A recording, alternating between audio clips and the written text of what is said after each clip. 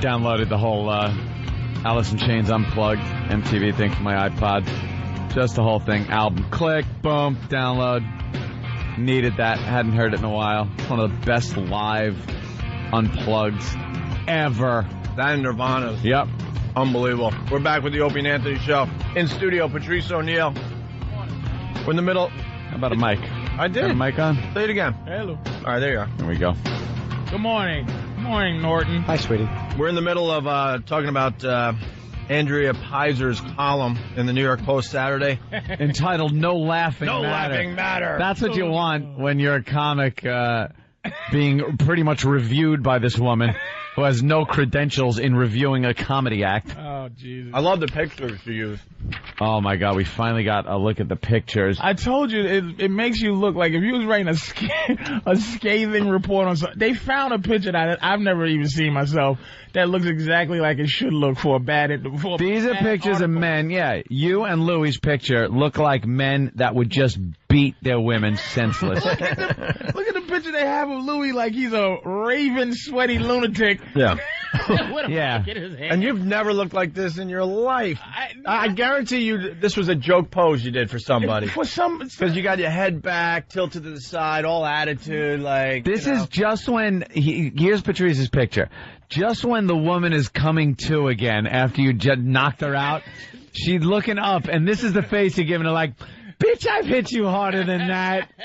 And you didn't go down. And don't let me cut that index finger off so you don't dial 911. Like, that's what a face is. That's what my face Yeah, that's what looks your like. face looks like. All right, let me do that on purpose. Let me do the quick recap here. So Patrice was part of this comedy thing with Louis C.K. The Raunch Fest, called Comedy Cares for the Homeless, took off at Town Hall in Midtown, headlined by funny woman Paula Poundstone and Carolyn Ray. But after suffering through the show, one major donor immediately yanked her support from Care for the Homeless, which is now building a Bronx shelter for women, many of them victims of domestic violence. So she's like, I'm out. I'm not helping black guys anymore. And that woman was Merle Hoffman. Merle. A woman named Merle. But the other, did you get another? Hold on, yeah, we're getting there. It's open season on women, said an angry Merle Hoffman, president of Choices Women's Clinic, who removed her support. That's what really... And a lot of fetuses. Said Merle Hoffman as she tweezered a hair out from between her teeth. Merle. Hey, beautiful, what's your name? Merle. Her sister's name? Bob. Also in the audience were an unamused Sonia Osorio, president of the city's National Organization for Women, and Liz Abzug. Liz Abzug. I'm so sorry you have Liz Abzug. I do. How long do I have to live? How do you have a B, a Z, and a G and the same 5-letter last name? She should be shot. It's just how do you spell the most unsexy name in the world? Merle Abzug. Or Merle. Well, Merle Abzug would be the winner. Merle Hoffman's a guy you borrow hedge clippers from. It's not a friggin' woman's name. Merle. No, M-E-R-L-E is Merle. No, Stephanie. Well, I thought maybe she spelled, you know how sometimes girls will spell their name, it'll be Jill, but they spell it like J-Y-L-L-E-X. There is no way this is Merle, because it's M-E-R-L-E. It's Merle. It's Merle. How about Merle? Her name is Merle. How about Merle? No. I still say it's not Merle. It's Merle. She wears tight dungarees and work boots. Her name is Of course Merle. she does. Walks around with a pocket kazoo and a ukulele with a strap on it around her neck. She has hair like Joe Dirt. Merle stinks. I hate Merle. I hate Merle too. I hope Merle gets Abzug on her. I was going to say ovaries. You have Abzugs. There's Abzugs on your ovaries. Sorry. The picture they had, the Osario girl is the picture. Let me see. Let me see what she looks like. Oh, that's her? She's kind of hottish for somebody who's like, you know. It's not totally bad for what she does. No, she's kind of cute for whatever. But she's the president of now now? What a wonderful sense of humor she must have. I bet. All she deals with is bleeding gums and, black eyes. And bad excuses on why they didn't get their housework done. I was cleaning and he was drinking. Yeah, all right, fine. But why don't you explain why dinner was cold again? How about that, Toots? Don't give Sonia one side of the story. I like putting her picture right next to Louie's and yours, Patrice. Yeah. It really fills out the whole thing. No, put hers to the left of me, and I'm in the middle, and that's the caption. Oh, okay. And there it is, just like that. That's how it went. Oh, wow. Okay, that's bad. Wow, yeah, that's not good. It looks like you two are indicted for raping her. Right. Yeah, that's exactly what it looks like. Wait, but do you know the original paper? It takes up half the top of the paper. The next article was Nazi riot at a Jewish wedding. Was a Nazi riot at a Jewish wedding was the next story to read after. Did it also say no laughing matter? After your filth. No, Nazi riot was a laugh reference. Nazi riot, it was a bunch of like a laugh riot. Well, I tell you, I want to see Sonia Osario's desk. I'll bet you she just has tissue box after tissue box for all the snivellers that walk in. Got a refrigerator with raw steaks in it for their eyes.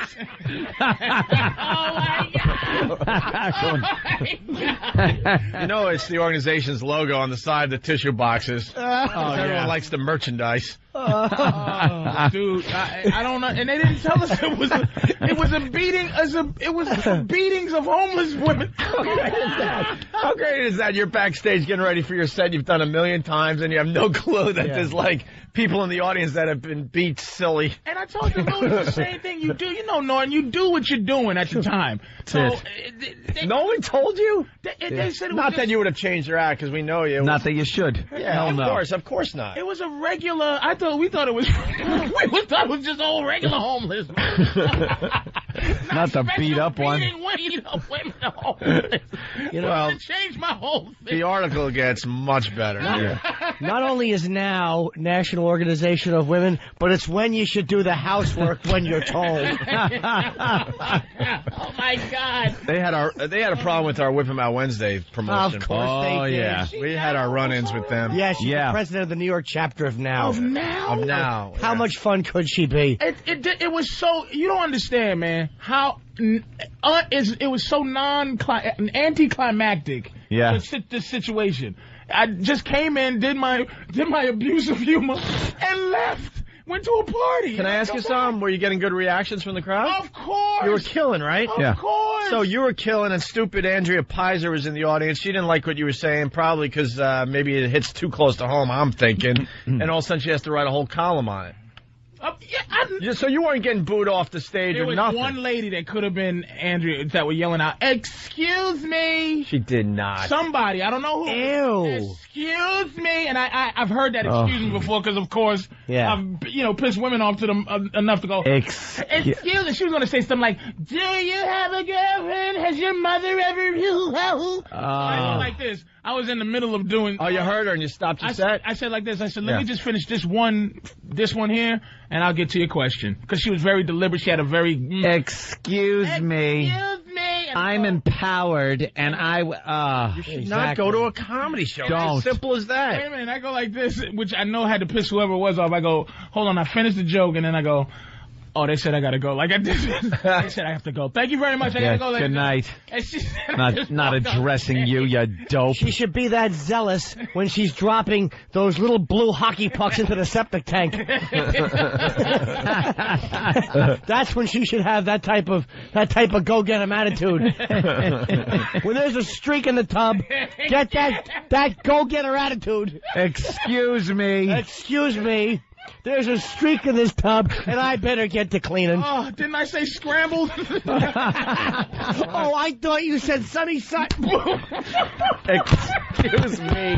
It's not your problem. They picked the comedians for this benefit. They can do their research. And do their research, right. Yeah, go get some boring, safe comics if you're going to be offended so easily. On my best day, I'm still marginally, like on my least offensive day, somebody can complain about it's whatever. All right, let's move on with the article because it gets really good. Yeah, we're going to have to do a little tiptoeing around this one, too. Now, She starts off this one paragraph. This is Andrea Peyser. Now, I like to think I have a seriously twisted sense of humor. I would love to find out what she thinks is twisted. You don't. It's funny. But did you read the part with? Oh, you couldn't. Yeah, we're getting there. We're getting there. We'll get there. When they said maim and Yeah. Maiming, killing, and we couldn't say the other thing. That's seriously twisted. How could she not find that funny? That's not. She didn't even say a twisted sense of humor. She said seriously and twisted. She likes to think that about herself. You know what? Oh, You don't. honey, I can go with the best of them. I bet at her little coffee clutches she goes to with all her little old maid women sitting there. She is the life of the party with her jokes. You know what it is? They're probably all around with their dumb broad friends, and they play cards, and they watch soaps. And someone says something about having too many drinks, and she goes, oh, I had too many drinks once. It was crazy. Let me tell you. Twisted and seriously crazy. Twisted and crazy. Oh, she's a You're nut. not twisted. Your sense of humor stinks. It's not. And if Andrea Peyser was the one saying, excuse me, call our show. Call our show. We'll let you have the air and see what you're all about. Free reign of our airwaves to explain yourself. Now, I like to think I have a seriously twisted sense of humor, but I was among those who felt ill. But you're telling us that not many people were complaining, right? You were getting huge laughs. Whatever. Among those who felt ill when I heard comic Patrice O'Neill. He's a guy. He's a guy. They had to put that. Heard comic Patrice O'Neill instruct men on how to turn a lover into a pirate. How great is that? And we have to stop there because the FCC has a major problem with all these stupid things. Yeah, but there's a way to do this. But the fact that she wrote it, that you're reading what she wrote, is not... It's amazing. It's not, that's why the FCC stinks on ice. It's doing something. It's doing something in the heat of passion that will end up with the woman having to have one of her eyes shut real quickly, like getting something in her eye, so it'll shut. And that is supposed to represent the patch over the eye. Oh. Yeah, you slam her in the face with your fist. And that's supposed to represent the patch being over the eye. And then it says, then kicking her leg until she says, and it's spelt out in quotations, arg. This is why when I was reading it, I thought that she was not trying to make a bad article. Because why would she write it? The joke is, it reads funny. It reads funny, she's right. so stupid for doing that. Like, you don't put arg, and then that might have, but she put arg. Well, hey, she's showing she's got a twisted sense of humor. No, she did. Obi, she's so stupid. No kidding. Why would she do that? Because as a dumb woman, she doesn't understand that is funny as it is, so she writes it out and thinks that's terrible. And Merle agrees, and so does Abzug, Liz Abzug, and so does that other pie eater, and Sonia Osario. And then it says, Sonia Osario. That's what you should have said when you didn't give the eggs right to your husband. I'm Osario. Osario.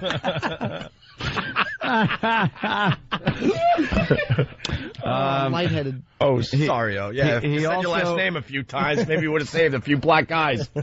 Oh, God. He also drew laughs and gasps. You drew gasps? By teaching men to improve the pinnacle of pleasure, let's say, by paralyzing partners during the act. Which was the donkey punch. Can you? Yeah, just say that. I'm telling you, the FCC has fined people like crazy over all that. Can't really describe all those terms are like such a no-no on radio. And she doesn't. She's making this like this is my creation. Right. I'm like, no. I'm just going through it. Like what? And she made it to be some type of. She validated that nonsense. Yep. Yeah. Absolutely did. And then she goes way overboard as far as I'm concerned. Andrea Peyser. Yes. Then Louie C.K., whose HBO series Lucky Louie was mercifully canceled. That's just out of order. You know, why? Why? Why do you have to kick us all down? So she didn't like it, so she figured... Of course, I thought she had a twisted sense of humor. What does she like that's twisted? What? Everything that I think is funny, she hates. She's ignorant, man. I love this I hate people like this, because They think if they didn't like something, that everyone else should not like something. I hate that more than anything. Now, this is a seriously twisted sense. If she had a seriously twisted sense of humor, she'd find this funny. Right. Then Louis C.K., whose HBO series Lucky Louie mercifully canceled, one-upped his twisted colleague, joking about decimating his stupid 4-year-old daughter by bashing her in the head. And she goes, "Arg." I love that. She should have wrote "Arg." I've seen the words "arg" since Batman was on TV. We have someone that was in the audience, Sheep Lover, who's listening on XM. The girl who stood up yelling, "Excuse me," was not Andrea. I saw the girl who did that. She was yelling, "Would you like that done to your mom or sister?" Of course. And then he writes, "Ha ha, Patrice killed. He's the best." The crowd loved it. So for the most part, the crowd loved it, except for this bitch. Too bad you didn't hear that, because you could have answered yes, that you would love that done to your girlfriend and mother, and would pay to watch it, depending how much you'd spend on the ethnicity of the person doing it. You could have really tried. I'll pay extra for an unclipped gentleman. Oh, wow, this is interesting. The next paragraph? Yeah. Bobby Watts, executive director of Care for the Homeless, told me he had some complaints about the show. Though in a frantic email to Hoffman, Watts insisted that one of the show's producers, Carolyn Thompson, was outraged by the material and let the comics have it backstage. In a way, I wanted to smash Bobby Watts. But he's the director of Care for the Homeless, and she yanked money, so he kind of has to do that. I was going to say, I feel like I should be loyal to the guy, but they didn't say anything. Screw them. He's just trying to get And money. did anybody catch hell backstage? Could you even stop? Could you imagine Patrice O'Neill standing there as somebody lambasts him about his act? You'd make that face. That was in the paper. That's where they'd get that picture. It's just, I couldn't believe it was that political watching this thing. Like, reading and I'm going, what? I just did that stupidness and left. Oh, poor Bobby Watts. He then had to. I want to state that I do not condone the offensive women-hating nature of the routines Watts wrote to Hoffman. I wonder if Merle got the email. Did you write, "Dear Merle at Yahoo"? Was it "Dear Ms. Hoffman," or was it "Hey Merle"? Yeah, she got the email in between cooking tips. Merle she was looking up on the Google. Merle on the Google. Merle flips up her flannel collar. He said Merle. Dear Merle. Merle's got some emasculated man. Some emasculated man that cooks for her. Dear Merle, LOL. You don't even put a comma after Merle. It's a colon. Merle. Another producer, Mark Krantz, disputed that anyone was upset. He said the organizers knew very well what the comics might say. We're sorry if it offended, but the performers knew why they were there, and they were there for free. Didn't even get paid. Krantz. He said the event's organizers walked into this with their eyes open. I'm sure on some planet these comics are funny. Well, get Andrea Pizer on the phone. Andrea, don't hide. But for a woman's on our show. Homeless shelter, that's a bad joke. I'm sure on some planet these comics are funny. What an ass. Just because you didn't like it, that's fine. You have your own opinion. I respect that, but to think that people don't think Patrice O'Neill's funny is ridiculous. I don't know, man. And According to Andrea, she has a seriously twisted sense of humor. Seriously twisted. I'll bet you her and Merle and the Abzug girl shared a few belly laughs backstage. Oh. Remember that time you got pregnant and then you sneezed and you weren't pregnant anymore? Bah! I bet they chuckle watching that clear hose trying to identify what pieces are going through it. Look, is that a lil hand? I would have shaken that. Oh, my sense of humor is so twisted I'm laughing. Mess on the linoleum. O-T-E. Oh, well, that could have been a president. Oh, boy. That's good. Great. Hey, what happened? From bassinet to biohazard bag. We got more. We got more on the story from Patrice O'Neill because I guess his fine woman there what a got into an email battle with Andrea Pizer. Oh, what a trooper! Good for her. She ran in the house. Good for your girl, man. Her main thing was she was upset mostly with Merle. Merle. Because it's like, why would you yank your money? Yeah. Because of what my boyfriend said. But yeah, that's worse than like what the women did. don't need the money because you upset her. I don't think you did anything wrong, but if you're thinking about what's worse, I think what's worse is like pulling money out of an organization that needs the help over a dumb joke. Right. I'm sorry. I just got so distracted at what I think was the news. It is the news. Anthony. No, it can't possibly be the news. No, you're kidding. It's white people dancing, and two of them are wearing the Jamaican hats. They're wearing Jamaican hats with the fake dreads coming out. Losing weight to reggae. And they're dancing behind the anchor desk. Could you ever see Walter Cronkite? With a reggae hat on and dreads. No. How the hell could you lose weight to reggae? Lose weight to reggae, yeah. You're not losing weight to reggae. You're smoking pot and sitting in a lounge chair next to a pool. How the hell do you lose weight freaking listening to reggae? Smoking blunts. Are you just kidding? Stop it. Look at these idiots. I can see you losing weight listening to Boy George music, but not reggae. Oh, man, 6 months later. There you go. He's just lost all the weight you need. I'm dumbfounded watching Who's watching the news and actually laughing? I don't know. It's all right. Anyway, so what happened with the chick? And I have a severely twisted, seriously. Oh, God, I like to think I have a twisted sense of humor. Let's get back to Patrice, because I want to wrap this up so we can move on to other things. Yeah, she started it out. I didn't read it because I know how I am. If I read it, I would have been, backseat driving her grating. But I read it. It was really good. It began with, I am Patrice O'Neal's fiance, and then in parentheses, AKA his bitch. And I'm here to say that I have never been maimed or beaten in the act of sex. But she never defended that I'm a misogynist. She never said I'm not one. She probably tried to, and her computer wouldn't let her type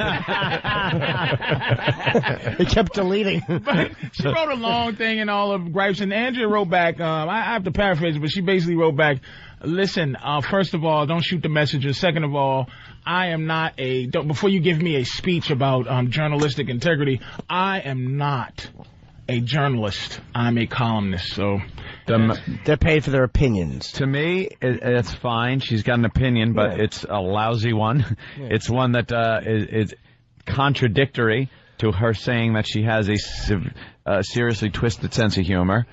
And, that's. Do women like that have sex? Like Gloria's already. I'll bet you. Not only do they have sex, but I'll bet you that they like their hair pulled, and I'll bet you that they are just dirtbag submissive. That's what my guess would be. Because any woman that's running around tooting her own horn like that and just demanding, I guarantee you, I think a lot of these. If they're straight, they're dirty subs. A lot of these right-wing guys that are against homosexuality always end up popping out of the closet when something happens. Some guy comes in and says, "Hey, we were having sex." Same thing with these women. Yeah, they probably in bed just love a little hair tug. We have another person that was at the show, Anna from Bayside. As someone who attended the show, it's ironic that twatty Carolyn Ray and Paula Poundstone weren't lambasted for their tacky attempts at man-bashing. Oh, was Paula Poundstone and Carolyn Ray trying to... I wasn't even going to ask Patrice that question. He has no clue. I don't know. He just waits to do a little man go on stage. I had no doubt in my mind. You didn't see any part of the show. I don't know what it is. I guess that's okay, because when a woman tries to hit you, you just laugh at her anyway. Absolutely. You just take a little slap and you just give it right back harder. And then Anna continues. Put your class ring on her cheek. Anna continues, they just wish they got laughs like Patrice and Louis did. Stupid. And then she used the C plural word. Yeah. Wow. Oh, yeah, she went there. Comic kooks. Comedians. I can't believe here's the worst sin of Andrea Peyser. She's a homely woman. They're columnists like Linda Stacy and they're all ugly. None of them are sexy. I don't know what Merle looks like, but she couldn't be hot. Merle can't be sexy. How can she be? Well, this is Merle. This is how we wrap this up. Once again, we invite the columnists to defend themselves on the Opie and Anthony show. It never happened. I want to talk to Merle. They all hide. Let's get Merle. We'll talk to Merle Hoffman. We'll talk to Liz Asberg. Abzug, whatever. We'll talk to the girl that has sorry in her last name. Osorio. Sonia Osorio. And the Peyser woman. And we'll talk to the Peyser woman. Do we try getting them all, Merle? All at once. What happened? Too early, right? Yeah. They all say that. Oh, too early. All right, it's the All-Day virus spreading across America. Patrice O'Neal, everyone. Nothing that's in danger of killing. Yogurt and... What's happened to you guys? It takes forever to chew broccoli. Forever. What happened to me? I haven't put on a condom since 1992. I heard you talk about you got all those things checked out. Dude, How do you get away with not having anything? It's my bleach drink. I drink bleach every day.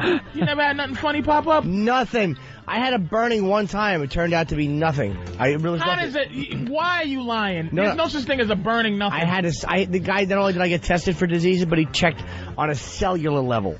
And there was nothing. Wow, look at that. Because you couldn't understand why it was like a urinary tract thing, which they said is very rare for a guy. Guys don't get urinary tract Very rare. infections. That's something girls Very get. rare. Very rare. Hey, I thought it might be a VD, but it wasn't. Really fast. Got to get this plug in here. Football Picks sponsored by Dish Network. More football for you. Better TV for all. Call 1-888-GET-DISH. Here's the summary. Jeff Daniels stinks at picking football games. He effed me bad. Oh, that's right. He's the one that picked. I was trying to remember who picked your football picks. I went 2 for 5. Steve is still in the lead for the $10,000 courtesy of Dish Network. He's got 30 right for the season. Travis has 29. He's right behind Steve. And I'm in third place with pretty much everybody else. We're all tied for third at 25. Who picked I picked Jets. You got that right. That's one of the ones. You know what, though? I picked the Jets in another thing. I got my football pools confused, but I picked Jets over the Pats. Did you really? Yep, absolutely. Absolutely. You picked Atlanta to lose? Yeah, I did. That was the game Jeff Daniels got right for me. Eagles. No, Atlanta. Who did Atlanta play? You non-football the Wait. Eagles. No, didn't Atlanta play the Eagles? No, the Atlanta played some team, Cleveland. Wait a minute here. What was you watching? Hockey. You was watching the Ontario Boogonauts play the... Oh, yeah. No, what am I... Yeah, you're right. The Louisiana... No, you're right. Eagles beat the Redskins. You're right. Steppenwolves in a shootout. 1-0. Oh, hey, nothing wrong with hockey, black man. Because you're black, you can... Hey, dude, I don't know. All right. The Quansakio knock racers are in town, man, playing the Islanders. Are you insane? That's like minor league hockey for all the cities that aren't fortunate enough to have the NHL. The Des Moines Blinkers are playing. You want to go check them out, dude? Des Moines Blink. What is wrong with you? Stinking games. Making fun of the NHL. You don't like hockey? No one likes hockey. I'm not hockey. No one in your community likes hockey. No one likes hockey. There's a difference. White boys like hockey. Now, I guarantee you, hockey. You know what they got on the thing last year? The ratings. I think 8.6 people watched. But people don't watch hockey. It's just stinks. They're watching hockey. They go to the games. They're not watching it on TV because we have a crap hole for an arena. But they're watching hockey. I have TV ratings hockey now. TV ratings are awful for hockey. Hockey was hot for a few minutes. They tried to make hockey a hot sport. They're watching hockey. Where do you watch hockey? It's more of on a local level. They don't do national games for the most part. Later in the season, they will. Where do you watch? I don't even know where to go to watch it. I'll tell you exactly what channel. It's a channel. It's like 122 when the Cooking Network goes off the air. It's at 7 o'clock. They do put it on some weird channel. It's a weird channel that comes on. It's like a extreme network channel. Yeah. Because let me tell you something. I've never even seen hockey while I'm flipping. I'm flipping around, looking for something. I never see. But you're not into sports in general, so you don't go into the sports area of your cable system. But even I'll go through every channel sometimes just to see if there's anything on. Yeah. And I'll go through. I mean, flick through. ESPN has a lot of hockey games on. Yeah. OLN. The Outdoor Life Network. Thank you, sir. What? Outdoor Life Network. God. Is that what they've been denigrated to? No, what happened? I'll tell you what happened. It used to be on Channel 9 in New York. I'll tell you what happens. Dude, the Grand Rapids. No. I'll tell you what happens because I try to follow my Islanders, okay? But if you got the Rangers, the Devils, and the Islanders all playing at the same time, the Islanders are on that weird channel because Rangers are on ESPN, and then another like the Fox Sports channel has the Devils, and then next thing you know, they have to throw the third game on some weird channel. On the Who Cares channel. Exactly. Hey, by the way, who cares about hockey? Hey guys, the Vegas Rollers are coming to town. All right, listen. We have awful cities. We have Louie C.K.'s waiting on hold here, just listening to us babble about nothing. It's hockey. Hey, Louie, what's up? Sweetie. And the lack of interest in it. Congrats on the print. Oh, yeah, that was some nice ink. That was great. We've been talking about it all morning. We have Patrice O'Neill in studio. Yeah, I was very proud of that. I thought that was awesome. No laughing matter, my friend. Well, you should know better than... How many, every time something happens with comedy, that's the headline. Yep. No laughing matter. That's really creative. But this woman claims to have this really seriously twisted sense of humor. Yeah. And then just trashes you guys. Yeah, I actually thought she was fair in a lot of ways. Like, she says that Patrice got laughs. Like, she could have just not mentioned that. Mm-hmm. She does say he got laughs and gasps, which is true. I was there. There were people that were bumming out, but they were helping to make laugh the people with senses of humor. So that happens at the women's clinics, too.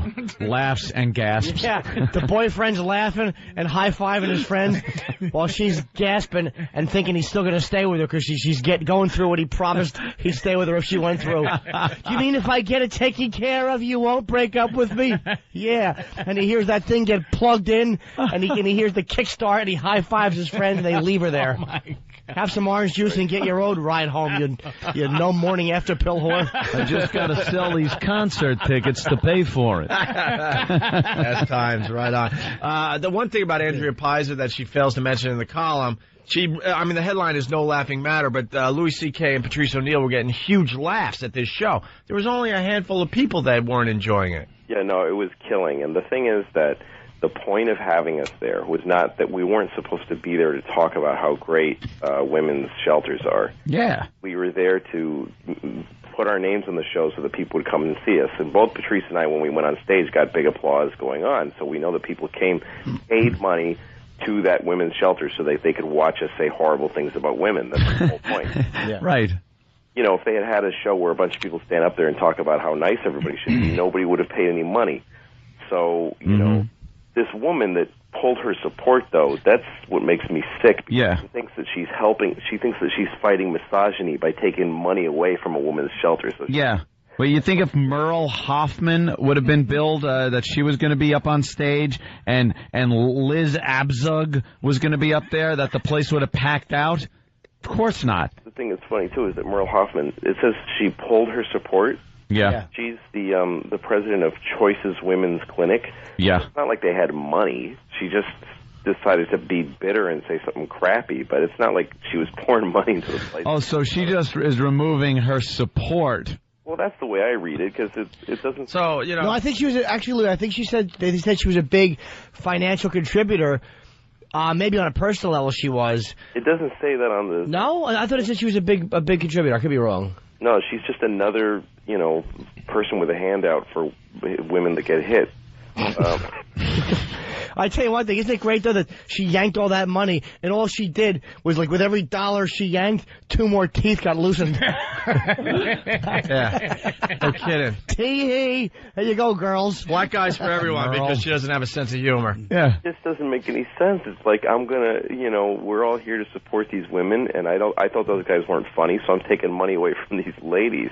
So yeah. Well, I wonder what they would have done if De Niro or somebody had volunteered to say, be the MC. Would they have objected because he beat his wife in Raging Bull? It's once again the double standard for comedy. It's just revolting. Right. And again, look at what Paula Poundstone was in the news for. Well, yeah, I don't know that Paula did anything. No, I said she was in the news for. It was alleged. Alleged. They forgave her. They're fine with her now. Yeah. But you weren't even accused of that. And what bugged me is this woman ran a woman's choice clinic, which is basically, it's an abortion clinic, correct? Yeah, I guess so. And you're talking about beating up your kid. I'm like, well, at least they had the thing. God almighty, at least you guys had it and loved it and repainted the room. She didn't even want to repaint the room. She's like, let's just leave it as a study. Well, this is what I love about the stuff they chose of mine to complain about. They obviously combed through my act looking for something that was against women. Yeah. I don't talk about any women or hitting women, but they found, he hit a little girl. So if I had done a bit about hitting my little boy, they would have said, who cares, little Yeah, faggot. wouldn't have been in there. Yeah. Let him hit the little faggot. Nobody cares about boys. I love where it says, joking about decimating his stupid 4-year-old daughter by bashing her in the head. It looks so good in writing. It looks like a restraining order. Yeah, really. It looks like she thinks my daughter is... Louie, do you remember that picture Yeah. you took? What's that? That picture that's in the paper, do you remember that from anywhere? Can you trace that picture back? Like, oh, I remember this picture. That's me from HBO special, the half hour I did 2 years ago. Oh, really? Okay, all right. The publicity photo they got from HBO, so HBO supplied that to help them malign me. Yeah, because you look like a lunatic, and Patrice just looks like he's ready to carjack you. You know. Patrice looks like he's going, oh, were the people there? I didn't know they were there. Well, I mean, you don't want to really. I mean, as a comic, we all know that people like, Liz Abzug and Merle Hoffman. I mean, that's basically the target audience because they're very funny people. Women who are involved in social causes always have wonderful senses of humor. Oh, hilarious! That's the whole point. The whole point of this stupid event was, let's take this out of our realm and go get some. It was Rich Voss was there. The bill was a dirty, nasty bunch of guys because we pull in numbers and we make money for them. We didn't get paid to do this. We did this for them. Yeah. And so the idea that this lady's going to, protest by, because she should just go over to that shelter and start hitting women because she didn't think we were funny. Well, I not only should she, but I think we all, too, as well. Not I love women. Norton, man, he's funny. Why is Norton has too much about beating all women? No reason. I mean, I didn't go through a horrible experience this weekend that I'm devastated. No. Oh, believe me, when it comes to a little woman bashing this week, it is. Oh boy, you picked Jimmy's the right week. guy. Yeah, this hit a perfect day for us. I make LaMotta look like Alan Alda this week. I can picture Norton's entire left side going out of socket trying to punch anything. Sorry, didn't mean to laugh that hard. That's right. I'm sorry, Jimmy. You're hurting today. I shouldn't have laughed that hard. What happened, Jim? Nothing does comedy better than being quoted so that you can tell how funny it is in an angry article. Because Patrice's bit is obviously, just the fact that she spelled out arg. Arg. I mean, it reads funny. A lot of A's, by the way. It's not my bit, Louie. It's not even my bit. It's just that. It's a thing. One of those things. Going around. It's a thing. Yeah, it's yours now, buddy. Yeah, no kidding. Arg. All right, Louie. Hey, you got any gigs coming up, man? Yeah, I'm doing Vegas. I'm doing the comedy festival in Vegas.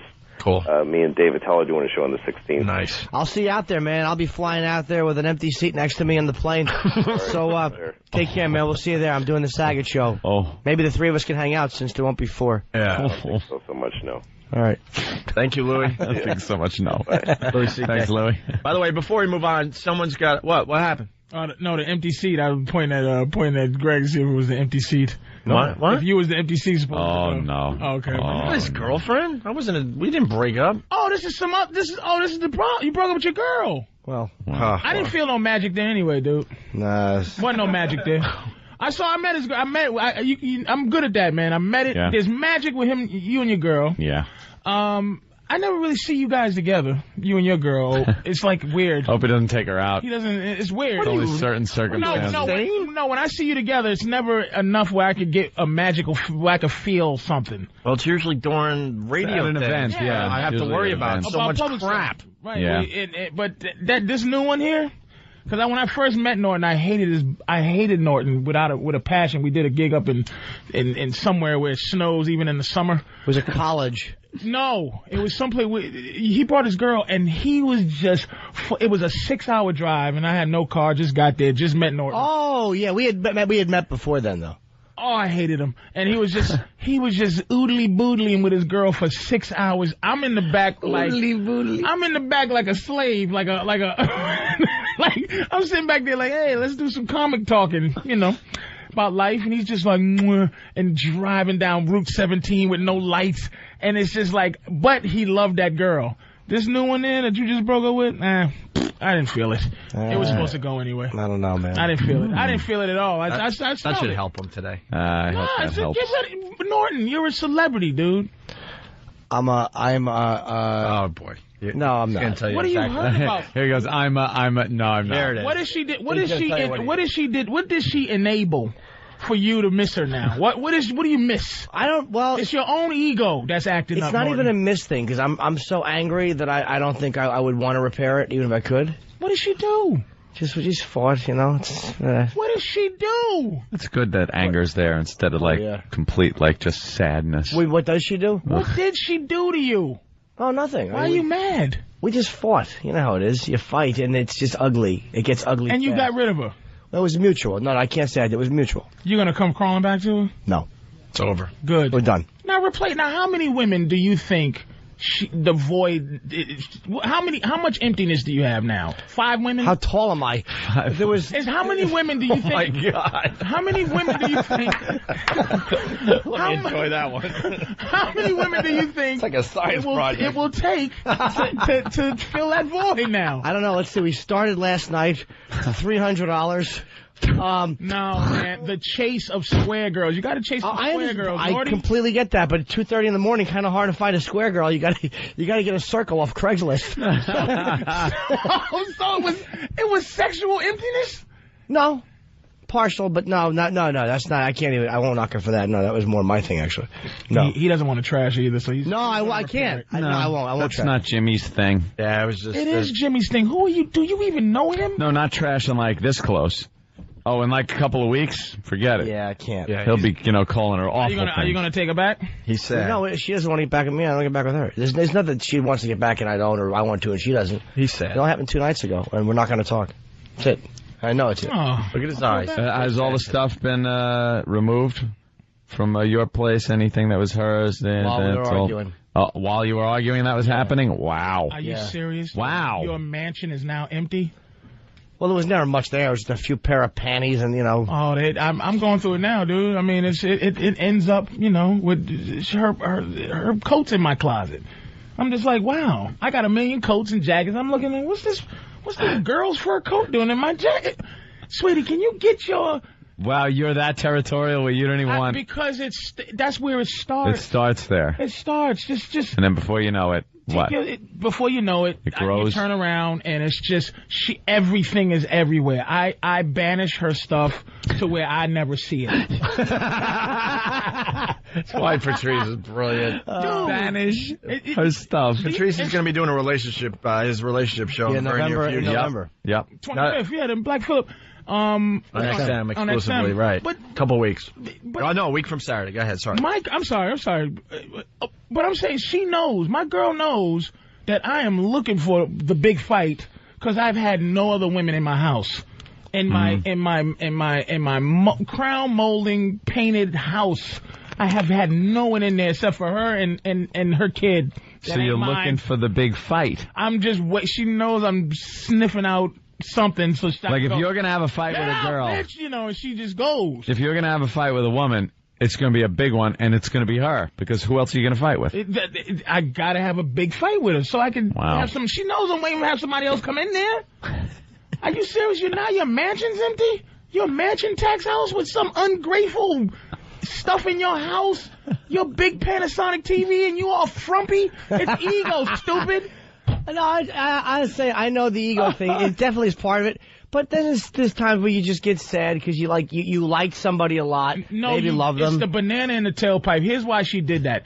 She started to fear who you are. So she tried to control that by leaving you first, by making the move because you're in a mansion and you're on the radio. And she's like, I'm going to get out of this because I'm a little too in love with you. That's her problem. She was too into you, and she knows it's stupid because you told her, hey, I'm Jim Norton and I might just not be any blah, blah, blah.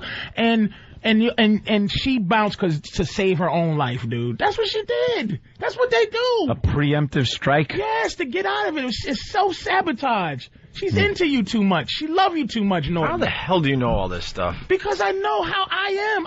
I'm dipped in low self-esteem. It's melting off one layer at a time every 10 years. And I know how people do things. They do. Like my girl, like I said, my girl is engaged to me. I'm not engaged to her. She feels more than a girlfriend. For her love for me is more than a girlfriend. She's my girlfriend. I love her, but she's just my girlfriend right now. But I don't want to make her not feel like she needs a... That's what's wrong with women. They get to a point where they feel a certain way about you, and they need you to be exactly the same level. And you're not... It's impossible, because when you take a woman out, you are auditioning everything to her, and she's auditioning nothing to you. So when she's liking you, you're not liking her back. You understand what I'm saying? Wow. To the same degree. So that she's into you, and trust me, she's suffering. Where is she going to find somebody else? Like, you're a winner. You won a lottery. You understand? Ooh. What other worm does she know that has to pay mansion tax? All right, we gotta take a break. We're really late. Damn. By the way, because they're killing me here. They're killing me here. The hockey fans checking in. Hockey hasn't been on ESPN in like 2 or 3 years. Yeah, no one noticed. How could they not be show the Nashville Strummers?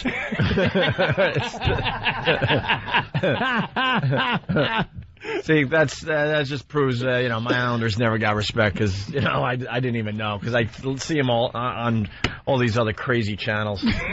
OLN and Versus. What are these channels? The Oklahoma bottom. No, we can't call them that. The Detroit Lick Splickadies.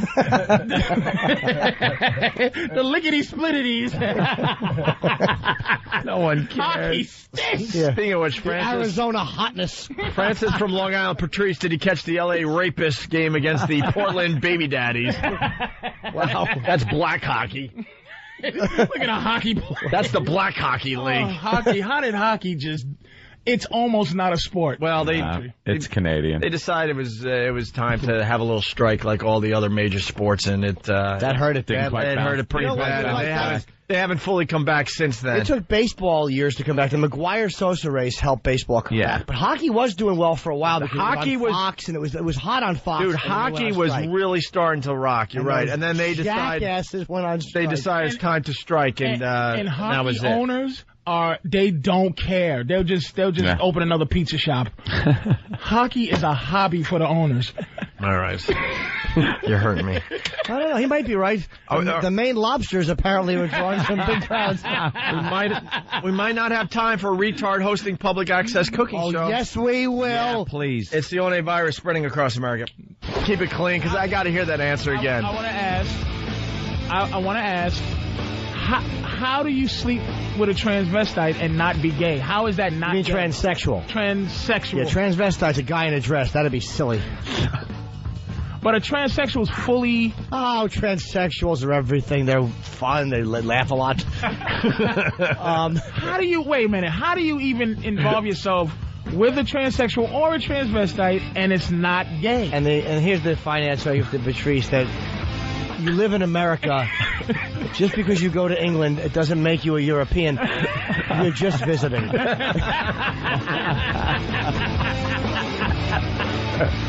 Yeah. Oh, man. You got to give it to him. As long as you can rationalize it. Hey, look. Boy, you're on that plane home. You're not thinking, boy, I should still be in Europe. You're like, I can't wait to get back to America. And then deny I was ever in Europe. Then you burn the passport, don't you? But aren't you visiting? What? Aren't you visiting? Oh, look. But isn't visiting?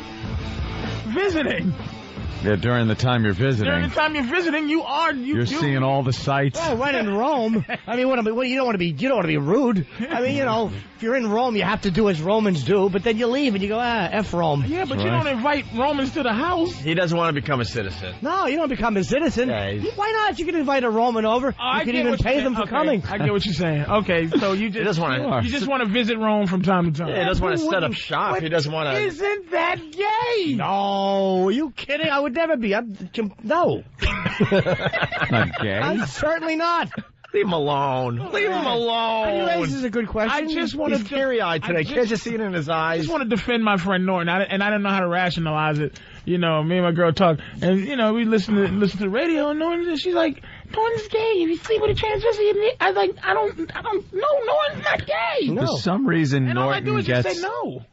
A pass. Yeah. Jim Norton gets to pull it off somehow. He's a heterosexual guy. Yeah. I say but he gets a pass on he's not few gay. things. I go, no, he's not gay. No, I honestly, I'm not. If I was, I'd tell you, or I'd tell her, or I'd tell somebody. But maybe I'll tell myself. Because a lot of times I look in the mirror, I'll just wake up and I'll look in and I'll go, you're not, and I'll walk away. It'll work. All right, what do you want to do? You want to do the cooking show? Want to talk about K-Fed? Want to talk about more football? What do you want to do? The cooking show. Yeah. Right now? K-Fed, there's no... All right, we can save the K-Fed. Who cares? 7,000 units sold. Good boy, That's K-Fed. terrific for him. All right, here we go. 68 more 100 than he should have. Retard hosting public access cooking show. Yes, it's called the Merle Howard... Merle? Yeah, Merle. Oh, Merle? Howard and Kaline? Callan? What is it? Oh, whatever. We'll look at Merle Howard? Are you sure it's not Mo Howard in honor of his hairdo? Well, it's, everyone gets a show these days. So it's retards. Cooking. Live from Little City Studios in Palatine, Illinois, it's the Merrill Howard Kalin Show. When they're not playing hockey. Host and star of the show, Easy. the great gourmet himself, Merrill Kalin. Welcome. Hi, this is the Merrill Howard Kalin Show, and I am the host. Is Merrill Howard. Today, I'm going to show you how to cook a baby in the microwave. Well, I hope he goes to cook 5 hot dogs, and then he screams because his hand is on fire. Stupid. Oh, my God. Why don't you cook yourself some better genetics? Oh, man. Jimmy's in a foul mood today. He's really dusty today. No one's safe today. I love it. Jimmy's I love it. Dusty. Oh. You're in violation. If you was any less angry, that hot dog line, you should be hitting the head with a shovel. But his anger pulled it off. Oh, hell yeah. His hand is on fire. I'd have hit you with the snare drum that joke should have came with. But it was hilarious. Even so angry. Even listeners out there that have waterheads, they're nodding like, yeah, we got to give it to him today. Norton. We got to give it to him today. Norton is just in a I can't. He's just cantankerous today. I can't watch any shows like this. I can't. The thought of eating any of it makes me nauseous. Like, people, we talked about this, that have kids, and the kid will have like a cookie, and they got slobber all over it, and they give it to the parent, and the parent's like, oh, okay, I'll have some of that, and they eat it. It disgusts me. Just this slimy, snotty cookie. And all I picture are, because, how well can this guy wash his hands? Does the retarded guy really know that he should wash his hands a lot? What are you going to get from the retard anyway? The just slimy gook hands. All right, play it out. Then what happens? It's disgusting. Then what happens? Nothing happens physically. Like, let's say a disgusting. retard is eating a chocolate chip cookie and really slobbers it, gets it nice and moist, and then he hands it to you. And then you take a bite. What's going to happen, really? What's really going to happen? He's going to get kicked in the chest. What's going to happen, really? In the end, what really happened? All right, go down on the street, let a chihuahua do something, pick it up and eat it. What's going to happen, really? Well, no, you would get sick from dog poo. That's the point I'm making. Not. But from a retard making a little cookie moist, nothing's going to happen to you. Well, then the point that Anthony would bite into it and break his teeth because the retard was eating a rock. It wasn't a cookie. All right. He thought it was a cookie. They do love those rocks. Back to the tape. Dopes. And I am the host, is Merrill Howard Kalin. And so for tonight is how to cook chicken. The topic is how to cook chicken. The first thing is we got chicken here. Gotta realize it's smarter than you first. First thing we're gonna teach you how to. And the chicken right now is filming a show called How to Get Away from a Retard. Oh my God.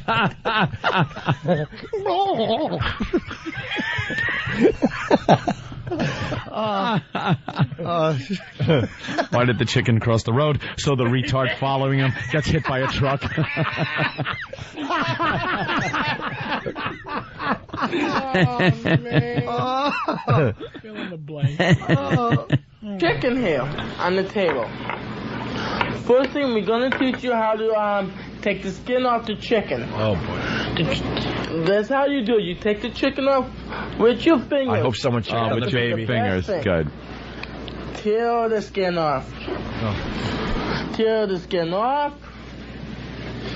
And like this. Then you see it was okay. There's no fat on. Make sure there's no fat on the chicken. Like your tongue? If there's fat on the chicken, it's no good.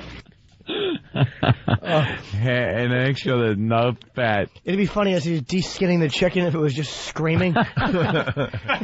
He was holding it down by its dumb neck. Oh, first you kill it. Sorry.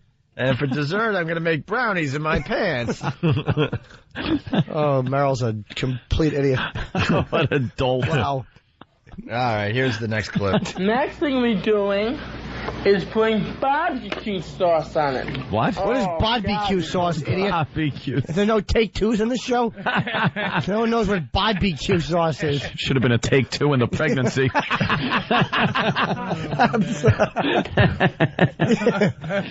Barbecue.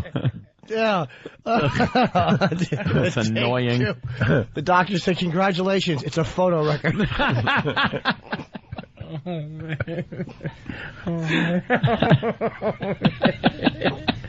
Oh no. By the way, I'm willing to do the moist cookie challenge. What's that? I don't think we're gonna find a waterhead, but I'll just show you that nothing happens. What's a what? Dude, that is crazy. What is a Why? waterhead? Like somebody Like with this guy right water on the brain. They're just waterheads. Yeah. Obi classifies them all into just water on the brain people, where they have like water on the brain. Chicken cooking kid here is a waterhead. No, but I think this kid probably has what? Is he Down syndrome? No. No, he's just retarded. He's just retarded? Oh, that's the worst.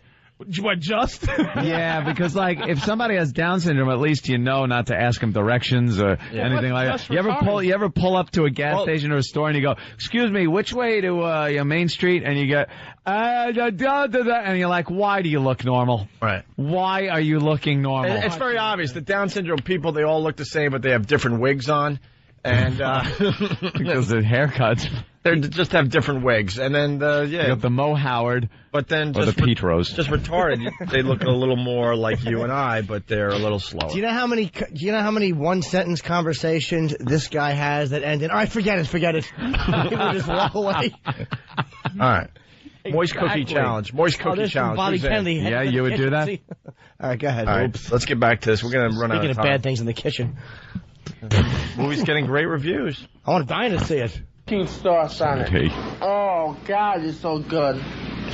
Let's see if I could get the mixer in here. What? This is difficultly. Okay, here we go. You're barbecuing the chicken like this. You gotta get barbecued. We don't want it on both sides. We want it on one side because you get the flavoring. And keep the other side broiled. Broiled? Good. That's how you make your chicken. Then you put it in the oven on the 450, then you have it ready. Oh, boy. Wow. He's retarded. He's so coherent. Like, he's not totally retarded. He's partial, I guess. I don't know why I just said that. I have no idea if that's possible even. Yeah. We're getting gypped.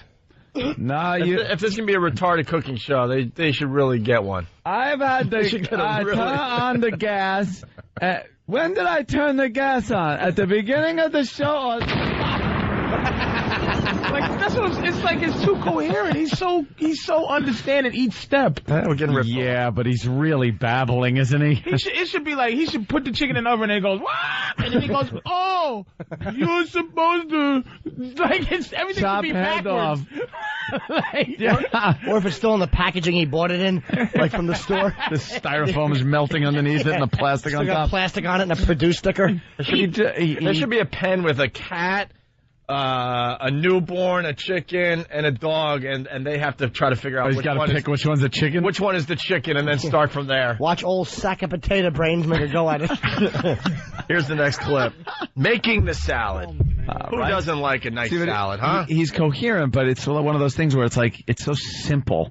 The guy's just, take chicken, barbecue, $4.50. What kind of salad is he going to make? It's probably going to be a handful of grass and 2 red balls.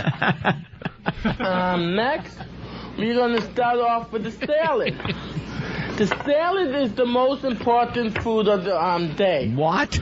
Because it's easy to do. The salad is an important thing to do. Oh, my God. You see, this is the lettuce. You know, lettuce is really good to do. Digging his booger fingers into the big head of lettuce. To open up the lettuce, you just smash it down. Oh, believe me. Get the end piece out, like this. Where he's ripping that head open. You know, doctors would love to be able to do that to him. Go in there and... They'd find the same stuff.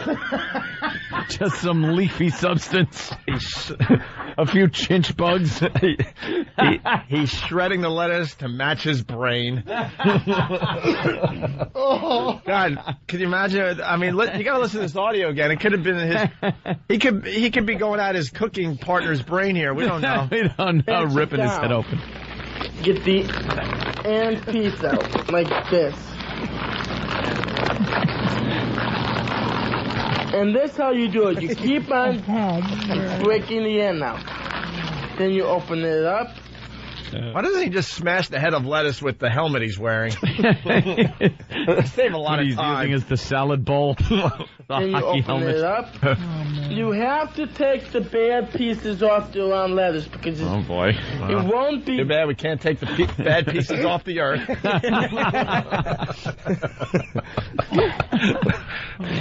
So sad.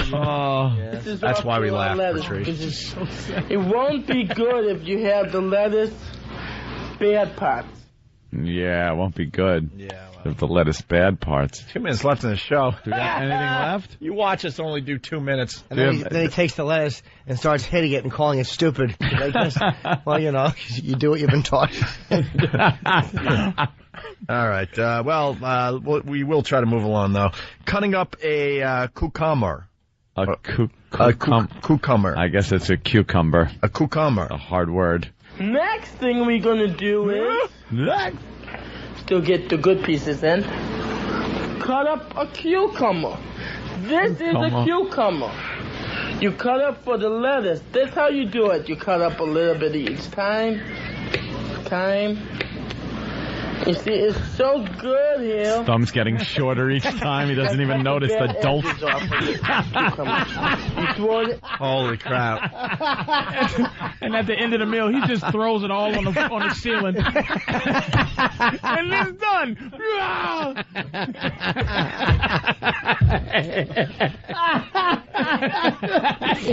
Oh, a half-frozen chicken. Awful salad. He looks at it and goes, "Who made this? I don't want it." Let's go to John in Jersey. John. What's going on, guys? Hey, John, what's up? Not much. Love you guys' show. I was just calling to say that, I'm all for making fun of anyone, but the guy's kind of like coherent, so it's not really that funny. It seems like you're stretching it out a little bit. Yeah. Yeah. Guys. Did you hear him, sir? He said cucumber. Cucumber. That's what we acknowledge that he wasn't that retarded. Yeah, he's not like crazy. He couldn't do a show if he was just sitting there drooling. I'd watch it. But that's the show I'd watch. Yeah. As he tries to wear the chicken on his head. You're not, dude, you don't think this guy's like right on the brink where he's just putting a show together? He's just holding it together? I guess. But I would just find it funnier if, he was just, screwing everything up. Right. Maybe even stuttering at the same time. Well, this is what we have. So we're just making fun of it because it's a retarded guy doing a cooking show. Yeah. Sorry that his mother didn't drink quite as much as you think she should have. And how do you not laugh at the guy getting done and throwing the whole thing up on the ceiling? God damn, they kill me. Hey, Steve from Philly. This is gonna be brutal. It's off the instant feedback. If you don't want to hear brutal, go somewhere else. Go see what Whoopi's doing. Oh no. Yeah, you might want to go there because Steve from Philly, he writes on the instant feedback. I want to personally thank Louie and Patrice for doing that comedy show, so guys like this can end up in the bucket of goo they deserve to be. Okay. Man, it was brutal. Yeah. Right, I want to hear more cucumber. Can we hear more of this? Cucumber. No, we cannot. We have to leave. The galloping dummy. And then we slice the tomatoes. and the woutons. Hey, now you're with us. I like this. Woutons and tomatoes. Well, hold on, let's hear more of Julia Brain of Childs. Fuzzy, what's up? Fuzzy. Yo, what's up, boys? Hey. Hope you had a great line that didn't get enough laughs. And for dessert, he's going to make brownies in his pants. Yeah. Of course. Well, that's the oldest retard joke going. That's why they didn't, they like the new humor. I go old school sometimes. Yeah, go ahead there, Patrice O'Neill. What's the date on Thursday? Oh, boy. Here we go. This Thursday, Friday, Saturday. Yeah. Patrice, the Helium Comedy Club in Philadelphia, right? Mm-hmm. Whenever this Thursday is, I don't know. I'm going to guess 16, 17, 18, I'm going to think. This is a part 2? I was just handed a part 2. Wow. I think it's 16, 17, 18. This Thursday, Friday, Saturday. Helium Comedy Club. It's a great comedy club in Philly. Voss just went down there. He said it's fantastic. People are showing up. So. The feedback on Voss was great, and they're going to love Patrice at Helium. Out Patrice. This weekend down in the Philly area. Actually, down in the city of Philadelphia. Hey, part 2 for tomorrow. Gotta hear that. So 1, 2, we got another 7 clips. Good old Merle doing his cooking over there. Patrice, thanks for coming in today, man. Thank you. That was great. Absolutely. Let's remind the people, today's football picks were sponsored by Dish Network. More football for you, better TV for all. Call 1-888-GET-DISH. Steve's still in first place for that $10,000. And I guess that's it for today as far as over here goes. If you're not joining us over at XM, man, have a great day. Yeah.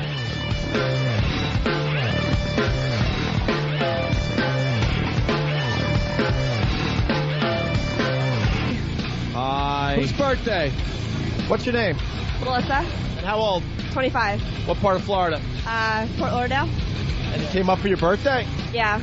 With these creeps? Yeah, unfortunately. Well, have a good time. You guys come up to XM, check out the show today. South Carolina, you said? Very cool. We get people from all over the country every day for the walkover. Are you cold?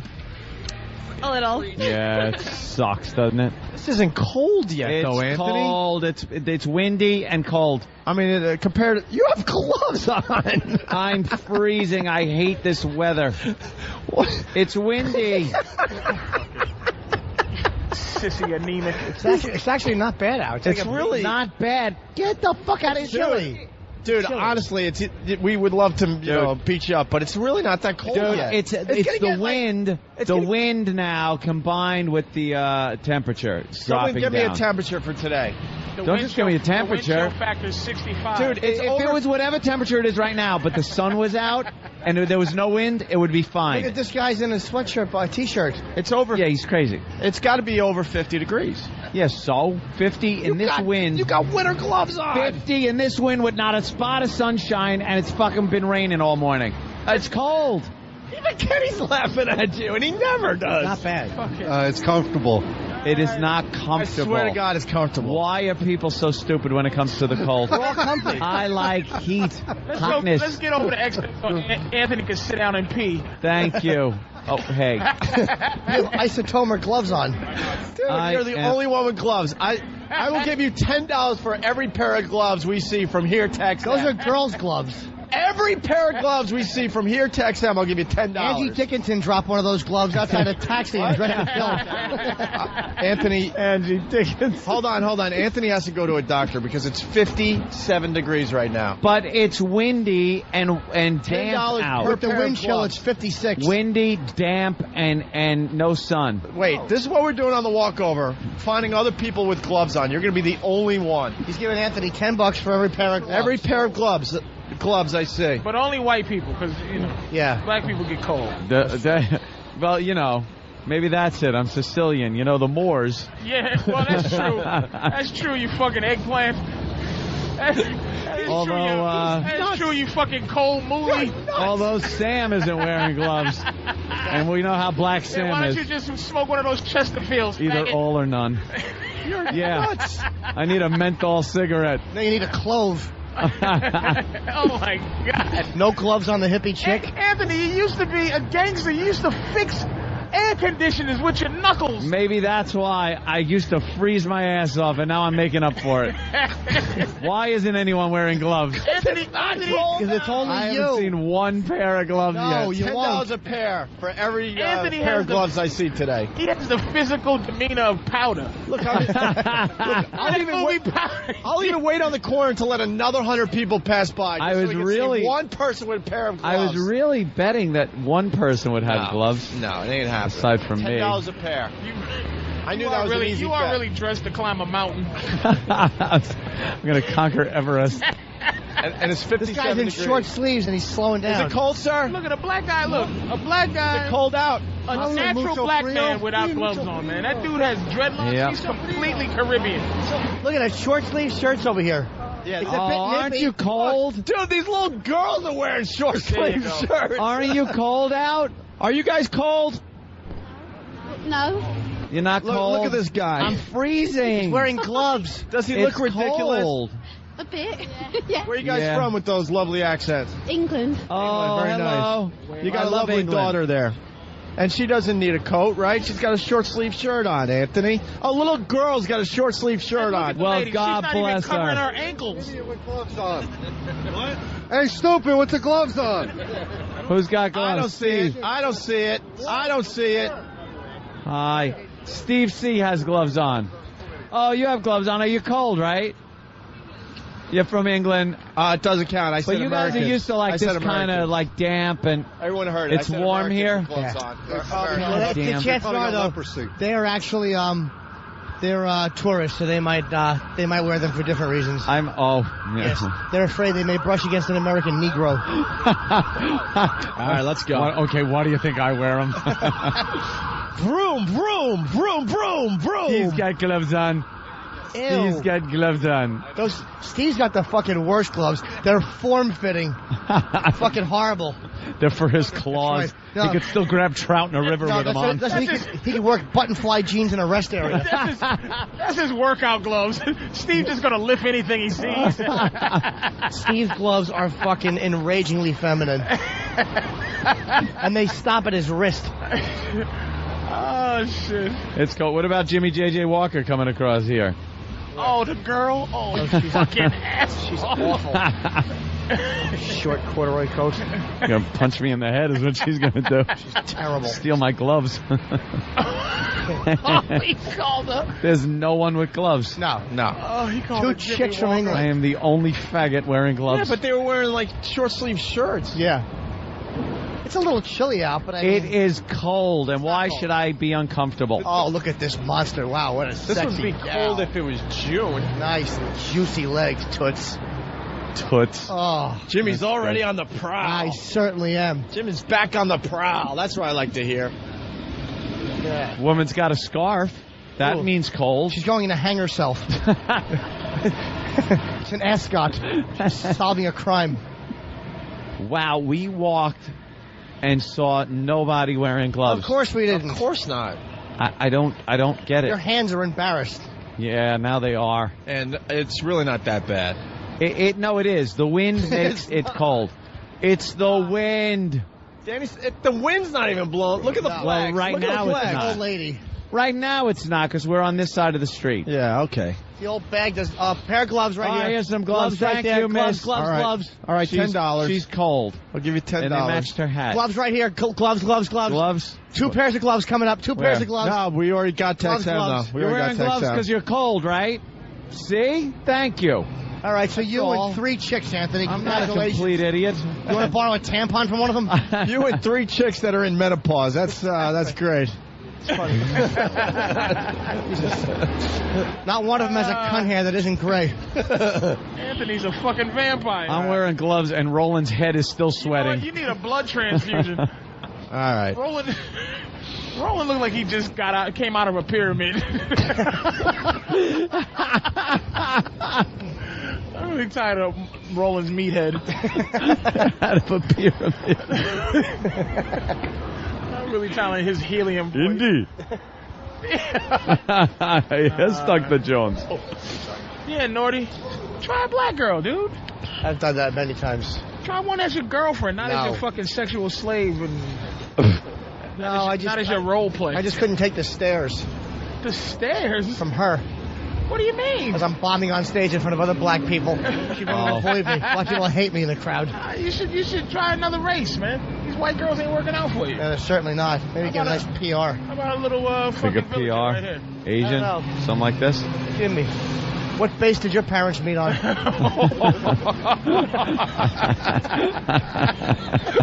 What war?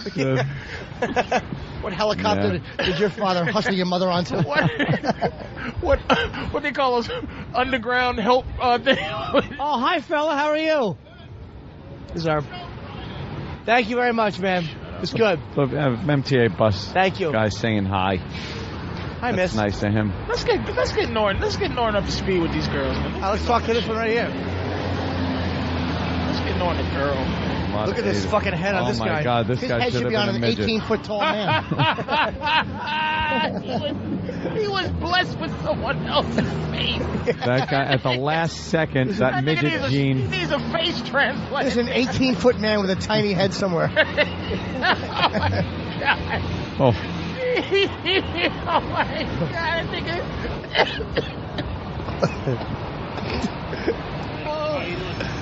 That's good. What's going on?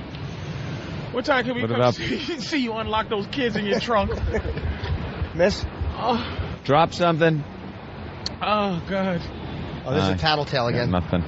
Oh, tattletale. Tattletale alert. Tattletale alert. He's an Asian guy with really bushy hair. He bugs me. Oh my God. Well, I don't see anymore. I'm what they call a faggot. I guess. Isolate what am I going to say? All right, lads, gentlemen. I was chilly. What can I say? Hey! Are you guys coming up here? We are, Opie. Where's Opie? Ready? I've been up here for 15 minutes. I'm not stupid. It's cold out there. Yeah, it is. You ass. Opie and Anthony, XM202. What's wrong, Danny? Oh, it's over here. No, it's... Oh, I don't know where it is. I gave it to Than. Here's Travis. Where's Norton sit? I think he sits over... I sit here or here? Better. Oh, yeah, sit near Anthony. Good luck. What? Will you let Patrice in next year? Yeah, I don't mind Patrice there at all. It's just stupid guests that... He's only racist sometimes. Yeah. I'm only racist, like, right when I meet people. And when I get to know them, well, at least I'm fine. At least you try to get to know them. That's good. Some people don't even do that. So I am so pissed at that goddamn... What? What, baby? What? No turkey chili. Again? You say it every day. I ask every day, is anyone listening? Yes. Steve. Yeah. What is the problem with the goddamn turkey chili? Apparently, English is not the language with which to convey this very simple message, which I convey every single day that the turkey chili doesn't show up. I want it. Then no one gets soup. Right. Then it all gets thrown out. You're in violation. I want turkey chili. Open the window. That's it. Throw it out the window. Throw it all out the fucking window until I start getting turkey chili. Wow. Which one's that one? What did you get? Oh, it was made by the retarded cook. It's seafood Dumbo. Oh. And I do this for you. Thank you. And then I get fired. Go ahead. Heave it out the window. Yeah. I want to see that land on 57th. Bunch of motherfuckers. You don't care. Scalding soup on someone's head. Yeah. How many millions do you have to pay for that? Should we check with the lawyers to see if I would actually get fired for this? Oh, you won't. It's all right. Did I get fired for this? Dude, then we get the fucking 10 o'clock hour. Oh, yeah, good point. CBS, we work for two companies. I forgot. All right. All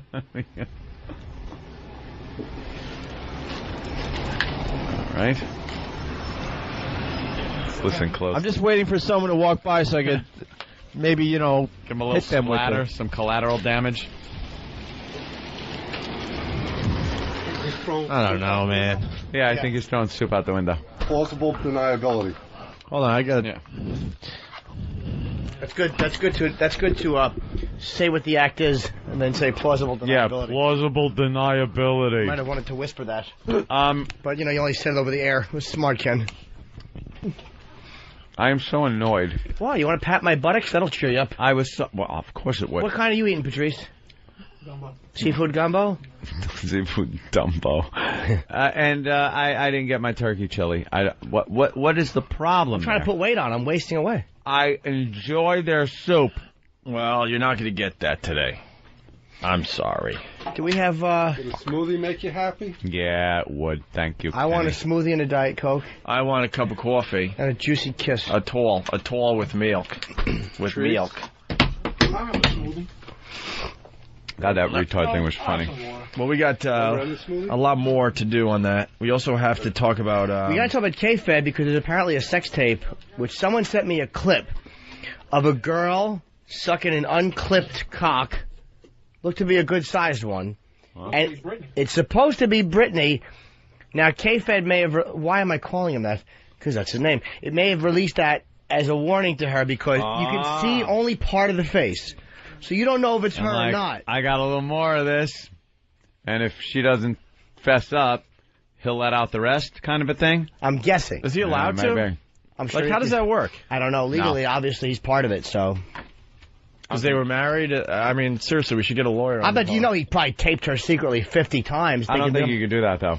Maybe not, but... You can't use that kind of thing. You can leak it to the internet. You can leak. Lady Di, why are you calling all morning long? Why? I've been trying to call you. Why are you calling all morning long? Why would you get the hint that we didn't want to talk to you? Why not? And now we're at a completely different building and you're still calling. Yeah. So what do you want? What do you want? No, Jimmy, I wanted to let you know something right now. Okay. Hi, Patrice, by the way. Hello. Don't say hello to her. Why did you call? What do you want to let me know? I wanted to let you know that I wanted to go to that show on Friday, but I could not go to the show on Why? Friday. What happened? I was wondering. Do you think No. anyone I had to go cares? down the shore with my boyfriend. She got to film a cooking show. I did not have to film a cooking show. I don't even know what that means. You don't even know what that... All right, hold on. You said, no, I'm not filming a cooking show. What does that mean? I heard the show before. All right, so what does it mean? All right, about the cooking show with the retarded people on the show. I have to give her credit. No, but here's the question. She knew that time. Because a lot of people were wondering why you weren't at the show. Out in the line, they were speculating that you were going to come, and you didn't come. No, I couldn't go. No, but there was a lot of people wondering. Oh, my God. What happened? It's early anyway. You had to go down the shore with your boyfriend. It's November. What'd you do, lay on the beach until Peter showed up and tried to help you? No, I did not, Jim. What'd you do? DJ New Style, what's up? What's going on? I saw where'd she go? I saw the short clip of the Britney Spears, or the supposed Britney Spears clip, and someone posted a link on FBA to the full clip on PornoTube, and it's sadly not Britney Spears. I guess there's more to the clip, and they pan out. Oh, it's somebody else? And then you can tell it's not her? Yeah, they zoom in real tight on her face, and it kind of looks like Britney, but... Is it K-Fed's hog? I have no clue. Ask Jimmy. I don't think Jimmy would know Jimmy, either. they're saying it's not. All right. But they did say in the paper that he may have sex tapes or something, right? That's what they speculate, but Yeah. I don't know. Hey, Nick in Georgia, what's up? What's up, guys? If you go to defamer.com, they prove it that it's definitely not her. All right, screw all that. Where can you find this clip? Go to defamer.com. They got the clip. Oh, they got the clip, and then they say it's not real? Yeah, they've got it linked. All right. Lady Di. Yes. Oh, how you doing? Do it again. What? Hey, you know what? I'm eating bread right now, and you know what you do when you eat I'm eating bread too. bread? Chew. Let it roll right now. See, got it? Because her husband got run over by a train. No. Stop with that already. Yeah, no. God forbid. Stop with that. Hey, thoughts Come and on. prayers. Thoughts and prayers is right. No. Listen. Yeah, I'm listening. Why'd you call? I said, I wanted to go to the Norton show. Yeah. But I just couldn't. I could not make it to the show. Why? That's it. So we're gonna next time. Yeah. Oh, you had to drop in on your son, right? She went down to the shore with her boyfriend. Man, what a catch you are. You found a guy that will take you to the shore in the middle of November. Down to the shore. That's like where you go in the summer, you douche. He has a house down there. Oh, that's wonderful. What did he do? Put you on the beach and hoping that Riff showed up and raped you? No. No? What does that mean? Not like that at all. You don't even know what that means. Not me. What does that mean, what Jimmy said? Yeah, what's it mean? I heard what Jimmy said. All right, what does it mean? Going down the shore and throw me in the ocean or something like that. No. Anything like that at all. That's not what it means. He had a nice reference there. What does it mean? What does it mean? Yeah, because you laughed like you knew what it meant. To get rid of me? No. And then she laughs. Her nervous titter. She's awful. All right, we didn't find Andrew, by the way. Someone's asking, where's Andrew? He was supposed to be on the walkover today. Oh, yeah. I don't know what happened with that. He's in the library, I'm sure, reading up on something. All right, let's get into some things. I earned that book. Let's get into some things here. How can we not get K-Fed in studio for an interview? Yeah, how would you turn down this show? 7,000 albums. 7,000 albums he sold? Oh, they did the K-Fed on the 20 on 20 channel on XM. They had to cancel a bunch of his shows. They weren't selling tickets. Then they just made him free shows, and he still had to cancel. Ew, free shows? Free shows, people. Yeah. They just don't care. Well, Patrice said everyone hates him. Patrice said earlier, you know, the whole world pretty much decided to hate this guy. That's a weird thing. Like that's hard to do. That's unbelievable. You think that there's a place where we all have this choice, and 7,000 people, even though it is 7,000 people, that's a lot of people if at one time. Right. But they not even half a Dane show. World decided to hate him. He ruined Britney Spears. People could see he's a leech and a scumbag. People can just sense that. People, you know... And he's a white trash guy that wrecked this girl that everybody looked at as a hot chick. Like not love her, but you could look at pictures of her and go... She's a sex symbol. All right, she's sexy. This guy wrecked her. As soon as he talked... Fucking wrecked her. And said he was K-Fed and tried to be hip-hop, that's everybody hated him. They're like, oh, he's just a douche. Yeah, but aren't there other douches that, like Tom Cruise? I'm not going to call him a douche. Tom Cruise is a douche. But isn't he the type of guy people go, ugh? Yeah, sometimes, but he's Tom Cruise. And people enjoy his work. They enjoy his work. He's earned his fame, at least. The guy, I mean, you know, he's been acting for all those years. Kevin Federline earned nothing. Let me ask you a question. I think Tom Cruise, personally, is what he's supposed to be. Like, he's what Hollywood has made him. Now, I don't know if Kevin Federline is what people are making him. Like, I think, what's it, Nicolas Cage? I think Nicolas Cage is not what they want him to be. You understand what I'm saying? He's a leading man guy. Like this super actor leading guy, I don't think he is what he is. I can't hate Tom Cruise because he is what he is. He's a box office hit.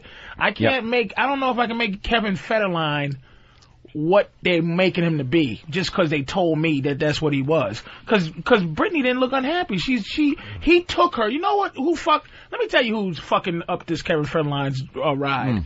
The outskirts, the people who are in her camp, the pressure, because she's such a slave to publicity. But she was loving being this fat white trash. She loved, you could see her face was different. She enjoyed being this frumpy pig, and she enjoyed yeah, where she didn't have to worry about being hot and all that crap. She was enjoying this fucked upness and this guy using her and her codependency, and finally she started to call whatever Chase and looked at her bank account, and she heard the money go down. She's like, it went from you have $25 million, then it went down to you have $24,300,000. She's like, holy shit, it's going down. I haven't done a hit record. I'm a fat hog. I'm hanging out with this guy. And then the final straw, Kevin Federline stepped up to try to make a little money for the family. Yeah. And this nigga sold 7,000 copies. That bitch said it's time to go. And Kevin Federline stinks.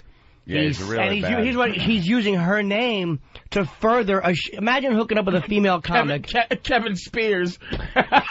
You imagine if you hooked up with a comedian or a chick who aspired to do comedy, and you knew she stunk, you loved fucking her, and she was using the name Patrice O'Neill, and you actually and going out there, and everyone knew she was your girlfriend and representing you, and she just stunk and was an embarrassing ripoff of someone else. That would begin to annoy you a lot, especially if she believed it and tried to live the image. That's supposed to be, Britney, that's not Britney. It's not her. No. But that's a great blowjob. That really is what I was going to say. That's how I knew it wasn't her when I first saw her. It's like, fucking, this girl is a dick sucking. I was going to say, Britney is sucking dick like that? A lot of juice involved there. I want to see that. I want to see that whole one. She's a trooper. Money shot and everything. She certainly is. I want to see that. That fellow is unclipped, though. That must be a German film. This is supposed to be a great website, too. Defamer. It's all sex tapes. Is that defamer.com? This is off PornoTube. It's just titled... College blowjob clip, a.k.a. not Britney Spears. Because they got your boy, what you call it, on Defamer.com, Screech. Yeah. Right. Did you see that one? No, I didn't see the fucking part. I heard he's packing, though. I already got major wood. God never does things too bad to anybody. Like, if you're gonna make him a screech, you better just give him a fucking cock and a half. God is good like that, man. He won't let you just completely hang. Yeah. You know, fucked up. He won't let you just be fucked up. Primordial dwarfs. But they're packing. You think they're packing? They're probably packing. Who knows? But they're super cute. smart. I want to punch one. And watch them go down and come back up? No, go down. Watch it just and what the hell you do that for? Like, he'd be asking you, like, why? Wait. Why'd you do that? I was just standing here. I'm a dwarf. I'd knock him out, and he'd come to 40 of his years later. Let's get a Carl in Jersey. Been out for an hour. Carl? Hey, what's happening, man? What's up, Carl? Listen, Carl. What exactly did Kevin do wrong? If you break it down, he fucked this little honey. He got himself a nice piece of ass, tied himself to her with kids so he'll never worry about getting dough again, and try to have a little fun. Where's the downside? I'll tell you why people don't like him. Because he's a phony, and he wants to be hip-hop, and he wants respect. He's not happy being what he is, which is just the other one that no one gives a fuck about. If he was just quiet behind-the-scenes guy who fucked her and held her hand, he's a good-looking guy, people would accept that. But he's like, yo, man, I'm K-Fed, and he's an embarrassing wannabe. Yeah. And he's trying to rise above what he is. And he doesn't have the talent to rise above what he is, and that's why people hate him. He became famous like a girl does. Yes. Like, he became famous almost as if he preys on kind of losers. He's this Hollywood bad dude or whatever the fuck these dumb bitches are into that, you know, get drunk and he does heroin. It's like the Paris Hilton tape, that guy. Right. Who is that guy? Rick Solomon. He was probably just with his friends, fucking around. They said, look, you look like a leech unless you do something. So he was getting high with his boys and says, all right, let's try this or let's try that. Fuck, it's not our money. Let's just go for it. I don't think he really believed he was going to be a star. He really believed he had talent because he never. No, he did. I disagree with you, dude. He believed he had a star. Because he's like a girl. That's what girls do. That girls will latch on and then try to. He was upwardly mobile guy. He's a fucking like a bitch. Yeah, dude, I think you're wrong. If you saw that award show that Britney actually showed up and brought him out, and she brought him out as my man, not my husband. You could tell she was just full of shame doing it. She brought him out at the Teen Choice Awards and he performed horribly. Yeah. He believes it, dude. You know what he is? Marky Mark. Out there that I can abuse even like Marky that Mark. and get hooked up with money like that with, I'll go for it too. We would all go for it, dude, but I wouldn't try to rap. I would just eat her asshole and shut my mouth. He's Mark Wahlberg now. Yeah, well, Carl doesn't understand. The end game for K-Fed was to become this huge rap star. Yes. And it ain't gonna happen. Yes. So, yeah, he did all that stuff. And Carl, hold on. And within his circle of friends, he's the man, of course. But what he wants from Hollywood and entertainment is not going to happen now, and it's going to be a complete disaster. He's a joke, and Britney is married to a joke. Right. When I was saying he's Mark Wahlberg. The people that he wants respect from think he's a joke. That's the problem. Britney can handle being married to a nobody. She can't handle being married to a joke. Remember Marky Mark back in the day? Yeah. When being that was cool. Now Marky Mark is a respected actor. Yeah, I'm he's saying an actor. Kevin Federline he's 15 years too late. But even Marky Mark put out a genuine hit, though. Even though we didn't like it, it was a financial success. No, I'm not disrespecting Marky. I'm saying that what Marky Mark was when it was cool to be that, like a hip, like Vanilla Ice. Like when Vanilla Ice could never exist now. No, you're like looking at it phony the white biggest boy joke. That's what I mean. He is 15 years past. Right. Kevin Federline is what Marky Mark used to be when it was in. Actually legit back then. He actually had credibility. Right. And you look at it now and go, oh my God, shut the fuck up. Boom, boom. If you tell me, I dare you to not tap your feet today. I challenge you. All right, I'm tapping. All right, enough on K-Fed. He's done. No. He's done. I want K-Fed hour more. Studio. I want to do an hour more on him. I just want to make. See, this is the thing. I wish I could just hit the lottery for a second, and one day, and make guys like this famous. Like bring them back, like Quentin Tarantino did and does. Like I'm just gonna say, Kevin Federline's not finished. I'm gonna make him act. I'm gonna make him do good acting. Put him in a movie. And he's gonna fucking get critical acclaim, and I'm gonna fucking put him in a goddamn movie and make him famous. Like John Travolta. Like they took that fucking B actor and made him into. John Travolta was making those stupid fucking talking baby movies. Yeah. And Tarantino. First one was a hit, though. Yeah, a massive hit, and it was a comeback for him. He had after Saturday Night Fever in Greece, Travolta paid his dues in Hollywood. Man, it was all about making a comeback. Let's go to IMDb. He had some disasters. Oh my God, Staying Alive, Sucked a Dick. Right. A lot of films. Voted one of the worst sequels ever. Yep. We should take a break because we're not safe. They might be taking the PSPs away from us because of the kids. Oh, no. Have you heard this one kids? yet? Oh, porno? Porno. They're calling it the PlayStation Pornable. Ooh. Pornable. That sounds like portable. I see a little bit. Someone's saying K-Fed's a male gold digger. Yeah, but I don't even mind Rumor that. has it he was cheating on Britney. That was a problem. She was. She was pregnant and a mess. He's dumb, though. When you got Britney money... Christina Aguilera. When you're fucking Britney... And you got that, just fucking shut your greedy face. You pumped a couple of kids out of her. Fucking just bang her. She's a sex symbol. All that money just to stay in some kind of shape and fuck her and be famous. And what a great gig. Stop aspiring to be something. You're a nobody. And you know he didn't want to have another kid.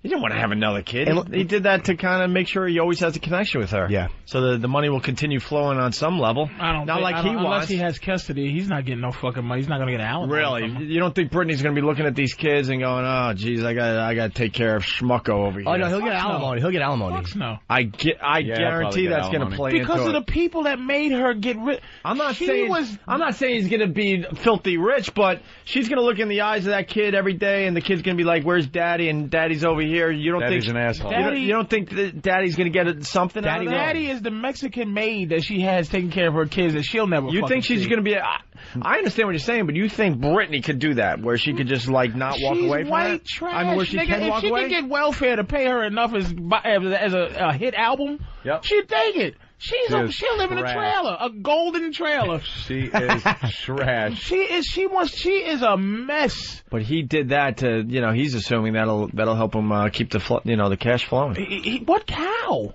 What cash?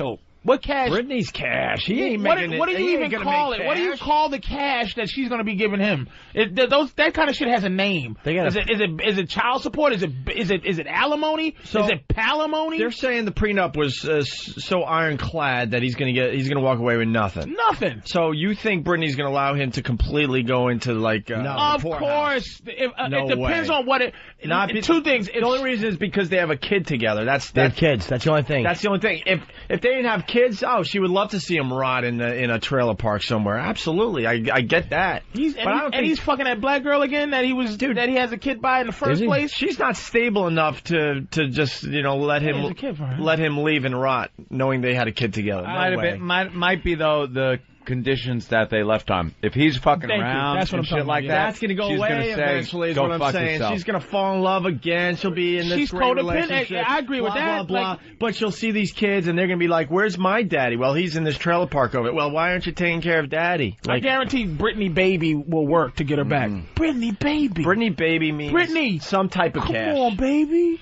Britney, come on, baby. Yeah, everyone's saying let's move on. We're talking about K-Fed way too long, but all right. I mean, that's how I see fuck it. the listeners. We'll talk about what we want. They say fucking move on when we talk about anything. Yeah. Hey, Willie from Michigan, go fuck your cocksucking father's asshole. Yeah, you complain when we don't talk about anything, and then you complain we fuck you and you shut up, motherfuckers. All right, you're deciding we should move on now, Willie? Willie. Yeah, I just think done with the view talk here, ladies. The view talk, lady. Go shove it up your ass, Willie. Willie. Your hat. Good language for your mother. I kind of agree with Willie. Fuck Willie. I know. Willie's a cunt. We might as well start, listen to these fucking jizz buckets. Thinking up and having our periods together. All right, Willie. Yeah, I got to drop the cycles, boys. All right, shut up. All right, when we get back, let's talk about it better be good then. PSP. PS porn? Yeah, I think this will be pretty good. All right. Because the news is just ridiculous. Oh, I don't know. I'm concerned Gotta protect the children. Gotta protect the children. The latest, I like that goddamn retard. The latest protecting the children. We could continue with that. Nah. Why don't we bring the second half of those clips? We could do that. It's, whatever we're doing. Patrice playing Helium Comedy Club starting Thursday night in Philly. Thursday, Friday, Saturday. Sunday show? No. Thursday, Friday, Saturday. Apparently, from what I could see from the video. And one of the cops was just pounding this guy in the face with his fist. And the guy still wouldn't put his friggin' arms around his back. What are you supposed to do? The police were doing a good job on this particular roll him over, right. I think the police were doing a good job in this particular situation. You could see they were trying to grab his arm, and he was resisting. No, I'm saying thank God he's a white guy. Thank God he's a white guy. Then they showed a close-up of him, and he looked like an Arab, which then would seem like the cops would get a medal and off the hook. But then they started showing a montage of clips of black leaders talking about this. There's a lawyer named Kwaku Duran. Whenever you have a black person with a K and a W in his first name, you're trouble. Finished. There's trouble. It's a made-up name. No, he didn't call Kwaku. So they showed some clips then of some past police beatings. They showed the one where the black guy is on the hood of the car, and a white officer just clocked him in the side of the face as he was cuffed. That was a great shot. Boom. And then the what I like to call the Godfather movie of all beatings, the Rodney King beating. And then some other beating out in a field where there's a helicopter. I don't know, these cops. It was a kick. When there's a helicopter above the scene and the spotlight is shining on the guy, you shouldn't hit him. I'm thinking maybe the cop should have some restraint. But I've seen a lot of these things, these chases, and a lot of these cop video shows. And when you're chasing a guy and he's almost killed 2 or 3 of your fucking partners, and you finally get him down, and he puts his hands up or, gets out of the car and goes, all right. The cops are so pumped and full of adrenaline. So what, man? You punch him in the fucking face. They're trained to not, they're not supposed to have emotions, dude. I'm supposed to be able to shoot at a cop and not kill him. And they get me, and I'm supposed to go, hey, I tried to kill you, but I didn't. Perfect world, my man. You got right. me, officer. Not even in a perfect world. That's human not realistic. Beings. You can't have that kind of a domain over somebody's personal space and call yourself a human being. You should think it. I should be able to smack him in his face if I think he's out of line. Then it would happen a lot more often. No. Who's able to? Can I punch a cop in the face if I think he's out of line? No. We give them certain liberties. The public. As the public. We the people. You watch American History X. We the people. Edward Norton's character had a great speech in that, a couple of great speeches in that, but one was about the police and how we give them certain latitude to do things to keep the peace, things that we wouldn't do as people. We give them certain liberties. What wouldn't you do that a cop would do? We give them certain liberties, chase criminals, and then when they catch them, work them over a little bit. But they only chase criminals. You would chase a criminal if I told you that was what you supposed to do. No. They chase criminals that are hurting people other than them and their families. I would protect someone close to me if I had to or tried to, but I wouldn't protect a stranger and endanger myself. And most of the time, that's not what they're doing. Most of the time, they're fucking with me because I got a legal tint. Because I don't want anybody to look Why at do my you have fucking an illegal truck. tint? Because of me. Do they stop you for illegal tint? They fucking stop me all the time for illegal tint. I got stopped for that when I had my you should have a legal tint. Did you get? You should have a legal tint. You should have a legal tint. You should have a legal tint. My tint is perfectly legal on the caddy. I'm legal tint caddy kid. You are. But you should be able to have a little bit of. They don't spend most of their time chasing. Okay, when there's some real criminal shit going on, they have to. They can't go. Hey, ain't got nothing to do with this fucking shit. But I'm gonna tell you something. They can't. They're from New Orleans. If you see a felony happen, you can as a citizen, you are supposed to help stop felonies. You can't just turn your back on a fucking felony. That's against the law. You watch me. I'll turn around. But that's what I'm saying. Away. The only time they really do their job is because they're supposed to. They don't go above it. They go above and beyond the Call of Duty when it comes to fucking with you. But when it comes to sitting in a bush and coming out and saying, "Dude, I can't see your license plate." But just by doing their job properly, though, when they are doing it properly, they are literally walking up to cars. And people who a lot of times will have guns. I mean, they are walking every time they approach a car. They just don't know, right? You don't know. That's a job where you don't know. State trooper on a highway at 3 a.m. is a motherfucker. That's a scary job. I mean, I'll probably shoot a few motherfuckers. Some people get shot just because I'm just on some old Mantan Moreland shit from the fucking Three Stooges. Feet so family. What you doing over there? Bow. But. I'm saying that there should be a lot more that goes into being able to be a cop. Okay, first of all, no bullied motherfuckers should be a cop. Only guys that look like Kenny should be cops. Guys that have been able to physically impose themselves upon people, but little small nothings with this Napoleon thing. No Napoleon cops. Yeah. You should be 6 feet tall to be a cop. All right, listen, let's go to Willie in Oklahoma. Willie. Yeah, I was wondering if Patrice's tint there, would that be because he's black or? Well, he's talking about his windows. No, not illegal tints being your skin. He is saying my illegal tint on my. Actually, you know what? You might have something new. That might be new street slang. You fucking asshole. You might create it.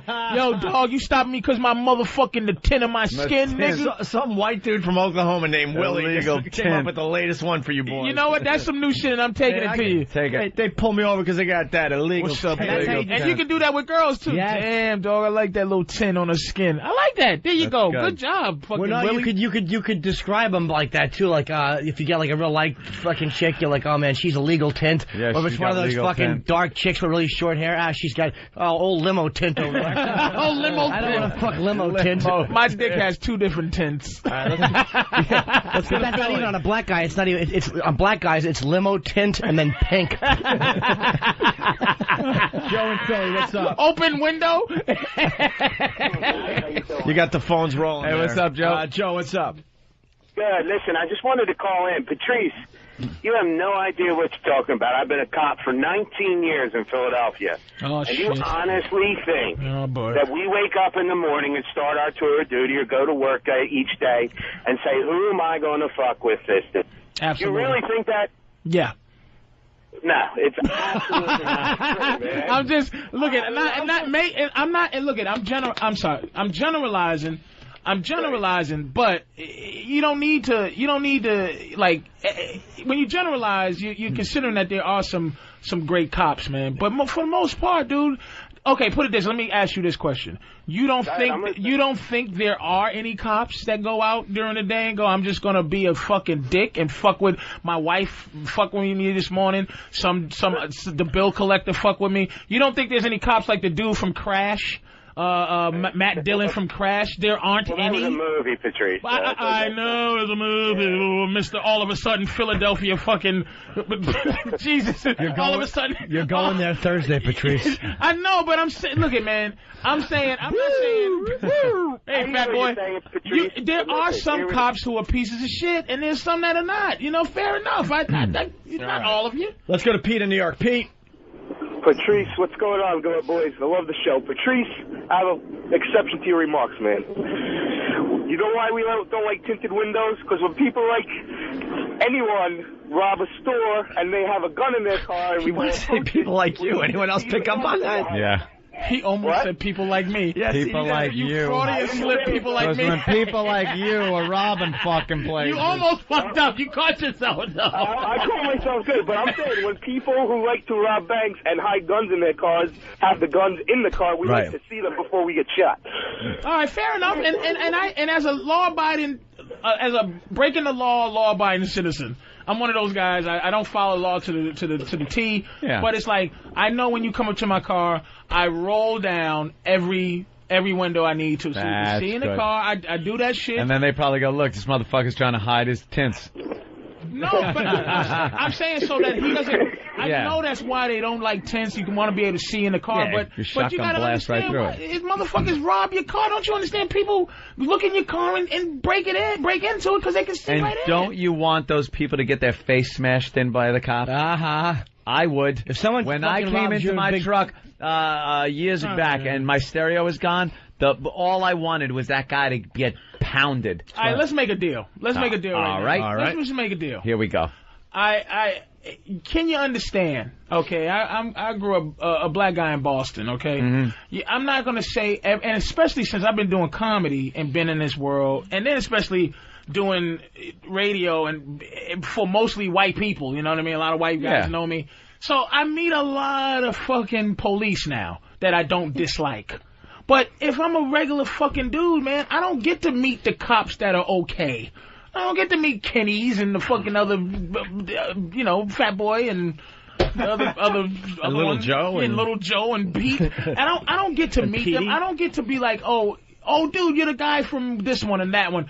I got lucky. I'm lucky but for the most part, you don't think, like in Philly, dude, ask Keith Robinson, man. He live in Philly. It's a mess. Keith is the worst example, though. Keith yells at the cops when they pull him over. Keith is a bad example. Yells at the cops. Keith is a piece of shit. And the cops have a lot of problems with black people in Philly.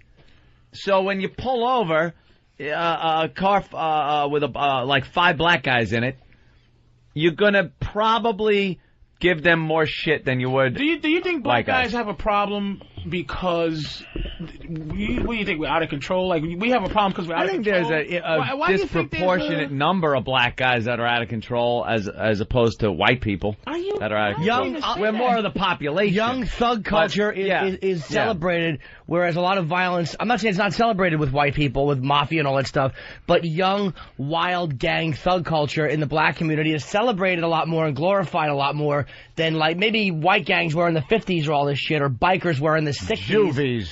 But that whole culture is celebrated on MTV. It's celebrated everywhere by white people and by black people. They love that young thug culture. So, yeah, there is a lot more wild behavior. These fucking tapes in the 60s of fucking cops doing the tango on motherfuckers. In the 60s, yeah. The 60s. But it doesn't...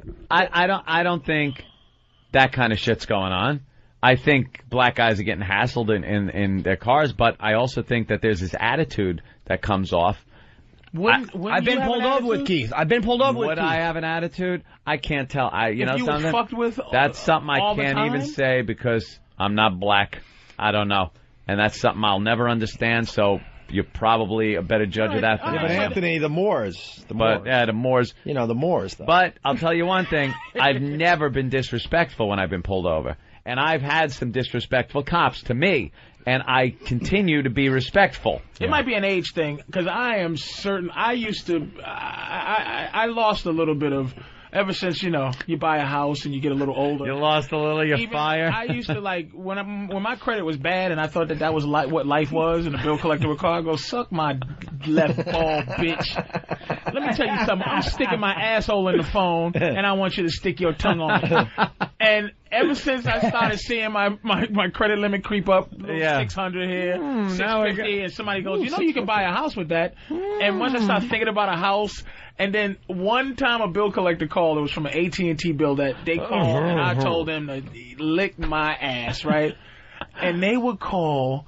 And the day I said, boy, I can fix it up, I just went, you know, this isn't fair, but, you know, I'm just going to want to just get rid of this because it's just ridiculous. Work out I'm just going to get rid of it. I'm going to work out something with you. And I understand I'm less aggressive with the cops because I got shit that I need the cops to come help. Like this guy in Philly, I don't want to, if something happens to me with one of these psychopaths in Philly, I want him to come and try to help me out. You know, I don't want him to go hide the fucking whatever the call. It's a 182. Somebody's fucking up Patrice. You know what I mean? All right, so listen. You know. Yeah. Let's go to the instant feedback. First of all, Big Doodles J, to the cop that called from Philly. Rocky was also a movie too, asshole. But it seems real to you fuckers. Bashing Philly. Yeah, the Philly bashing. Oh, that was a good. Thank you, man. That was. And Joe Wagner from Whackbag. Tell Patrice the New Jersey State Police actually used to have a minimum height requirement along with a lot of other stuff, but the stupid bleeding heart said it was discriminatory. Police agencies have been made to lower their standards. With that, we say a big motherfucker to protect my shit. With that, we say hi to Keith the cop. Keith. Yeah, and that was the same in the city too. You used to have to be like 6'2" and Irish to get the job. But, you know, it comes around. Times change. But, you know, like what Patrice is saying, the other night I pull a guy over. I'm in the right-hand lane at a red light. This dude comes ripping up on the right-hand side in the parking lane, goes all the way across 4 lanes of traffic, all the way back and forth. I chase him out 6-7 blocks. I pull him over. He happened to be a black gentleman with dark tint. And the first thing is, can I know what I'm being stopped for? What are you being stopped for? You know what you're being stopped for, but that attitude that's got to come with being, you know. Hey Keith, let me ask you a question. As inside information, I mean, this is on the record, off the record, whatever. What aren't there some acceptable fucking crimes? Aren't there some crimes that you go?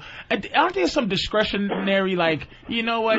He just turned without a blinker. Fuck it, let's go. Like, absolutely. Like, don't you decide when you're gonna when you're gonna fucking... Dude, that has happened to every single person listening to us right now. They let you go. You're in your car and you know, oh, fuck, I did that right in front of a cop. You see the cop saw you and they let you go. I do a lot of shit now. But not even stop. Like, where you just, where a cop goes, this guy is breaking a fucking law. It don't matter. You know what? I don't feel like fucking Happens with him. a lot. But is that, but should they just go for every law that's being broke? That's what I'm saying. But how many times have you flown by a cop going 75, whatever, on the highway? He's there with his gun and just decides not to go after you. Oh, they let you go sometimes. They don't pull you over. State troopers are different, dude. No, but they're looking for someone going faster. Yeah, and a lot of times, you know, you may get out of the car and you may go up to the car, and it's the attitude that dictates whether or not you're going to get the ticket. Did you give the guy a ticket? Actually, I didn't give him a ticket because, I was busy. I was going to do something else. Was he a dick to you, or was he nice for you to give him the ticket? You know, once he started with his attitude, and then I came back with, you know, the law attitude of it, he then calmed down. He wasn't so uppity anymore. Uppity? Nigga, do you even know you ain't supposed to say uppity? Jesus, Keith. Uppity is a good word. Let's call a spade a spade. I'm hanging up on Keith to save his job. It's very descriptive. That's right. They're very uppity. Or you're gonna be fucking Keith, the mall security guard. You keep talking. So this guy, you know, comes out of Sears, right? And he's running down the hallway, so I got to stop him. Yeah. That'll be his next story. We like Keith too much. We hung up on him. Fucking Forest Ranger hat on.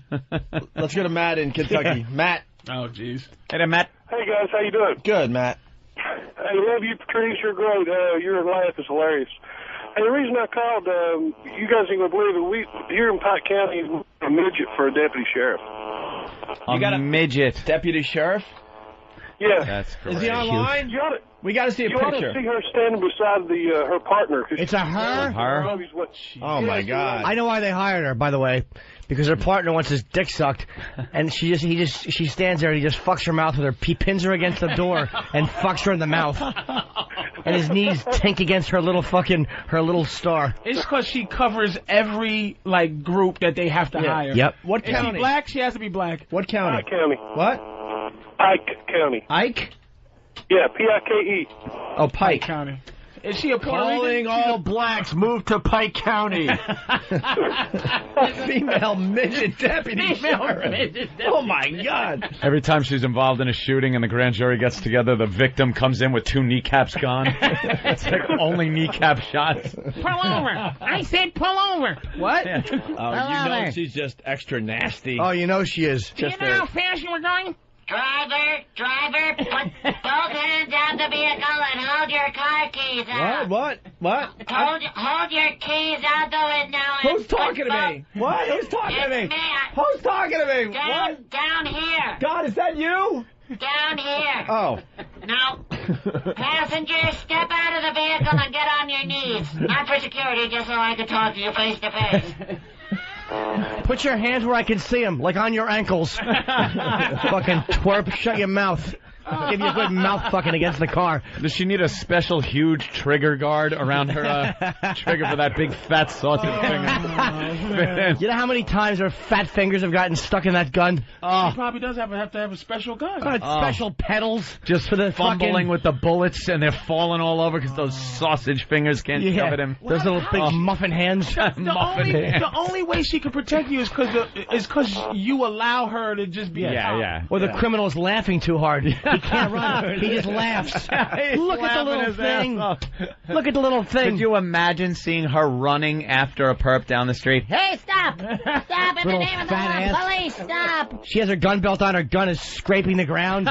She's dragging it like a little child wearing its mother's clothing. Norton said that her little fat ass. Her little fat midget ass. Fat midget ass. Yeah. With those bow little legs. Little fucking taking way too much up cop pants she has to wear.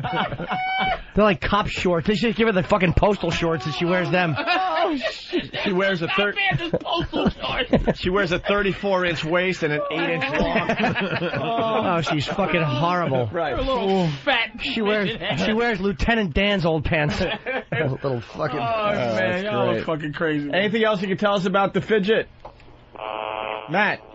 Yes. Anything else you could? No, I Scott, guys. I'm punching out. Jesus, Matt. It could have helped us along a little bit. There's another county that has a midget cop. Joe in Rockland. Hey, what's up, guys? This is Joe. Hey, Joe. How Listen, are you? You want? Okay, not that. Thanks. Listen, you want to know how messed up the NYPD is? They have a midget who went through the academy about 2 classes ago, and apparently she cannot get over a 4-foot wall. So what they did was they had this test, this physical test that everybody must pass. Well, what they did was everybody went, and everybody passed except for this girl.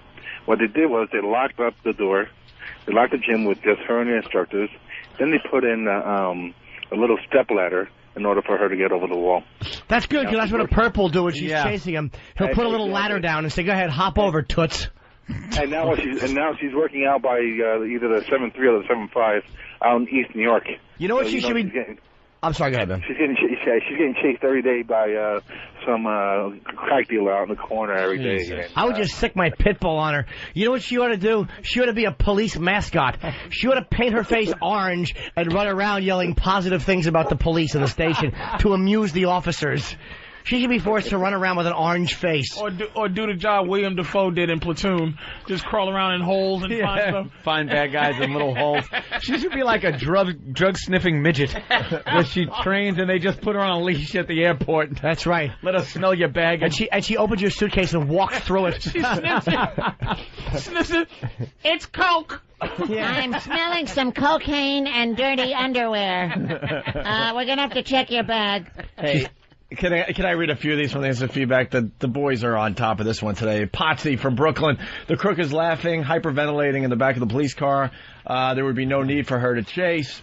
Kevin from Connecticut. I would run away backwards so I could watch the midget cop run. Tim from Boston. You could probably still get away by running backwards and get a good laugh watching her run. With those little elbows, those misshapen bony elbows rocking back and forth sideways. They're killing on the instant feedback. Tim, wow, and it's updating way too fast. I lost Tim's. Hold on. Tim from Boston, the short, stubby arm of the law. And Meat Stick from Coatesville. Stop in the name of the Lollipop Guild. Twerp. That's just great. Have a midget cop? Of course you can't. You just got to give up on society when they start lowering the standards. You know what they should do with midget cops? To the police academy. If you're a midget cop, they should put you on top of the desk. And whenever like a cop walks by, if he's bummed out, you should be forced to do a little midget dance to make him happy. Like you're a Christmas ornament. They should dress you like in whatever seasonal garb is appropriate. Yeah. Like a curly cop shoes. Like, with a little hat for a Christmas elf. You know those fucking wind-up Santas? That's what you should do. You should dress like that when the cop go like that. You should be forced to sing a Christmas song and dance on the fucking top of the police blotter desk. Oh my God, Mr. Torrance from Wagbag, always good for one. Oh, it updated. Damn it. Okay. She should be forced to walk the beat with the step ladder strapped to her back in case she needs to get up on a curb or something. I wonder if you put water on her, does she turn into other cops? Don't feed her after midnight. Yeah. Oh, God. All right. There's always one. Debbie from New York. What's up? How you doing, guys? Hey. Hi, Debbie. I'm 4'11". Jimmy, you know how short I am. I do. And you know what? I don't believe that. If you can't pass those standards, which I did, that's just crap. I passed all the standards. I actually won the physical training award. You know, yes, I get a lot of jokes because I'm short. But you got to keep up. Are you a midget? No, I'm not a midget. No, she's not. I know her. She's not. She's actually not a midget. Sorry, Debbie's a midget. 4'11"? 4'11" is officially midget zone. No. Look it up. What's a midget? Anyone under... 4'9". Oh, 4'9". Are you sure? What did you run the 40-yard I heard anyone under 5 is in the midget category. I run an You're a tall midget, but I can chase them. You know, she's in amazing physical shape. I gotta vouch for her. She's in chase him and then hold on to her leg until someone else shows up. Oh no, I just like kind of gnaw at their ankles until they fall down. All right, then. But you know, I keep up with it. I have to. Right now, Debbie, here's the thing. Why would you? No offense, Debbie, or maybe offense. I don't know.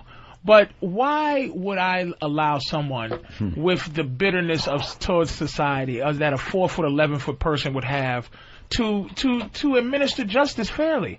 How can you do that, knowing that you have never been dealt a fair shot, so you are getting vengeance towards society from being 4'11"? Who the fuck is going to respect you and never has respected anybody 4'11" from a physical standpoint or an authoritative standpoint. Why would I respect you? So you're going to abuse the law. No, I don't abuse the law. What I do, if you're cool with me, I'll be cool with you. And I get a lot of respect if I'm cool with them. But as soon as they disrespect me, all bets are off. What if you're faced with like a 6'3" huge guy, and you got to take him? You're the only one there. What are you going to do? I've dealt with it. I've had to deal with it. And what do you do? I've had to fight him. That person technically can beat the crap out of you. I don't care what they can totally overpower you. And aren't you more tempted to fire off around? Am I more tempted? Do you pull your gun out every day? Because that's what I would do.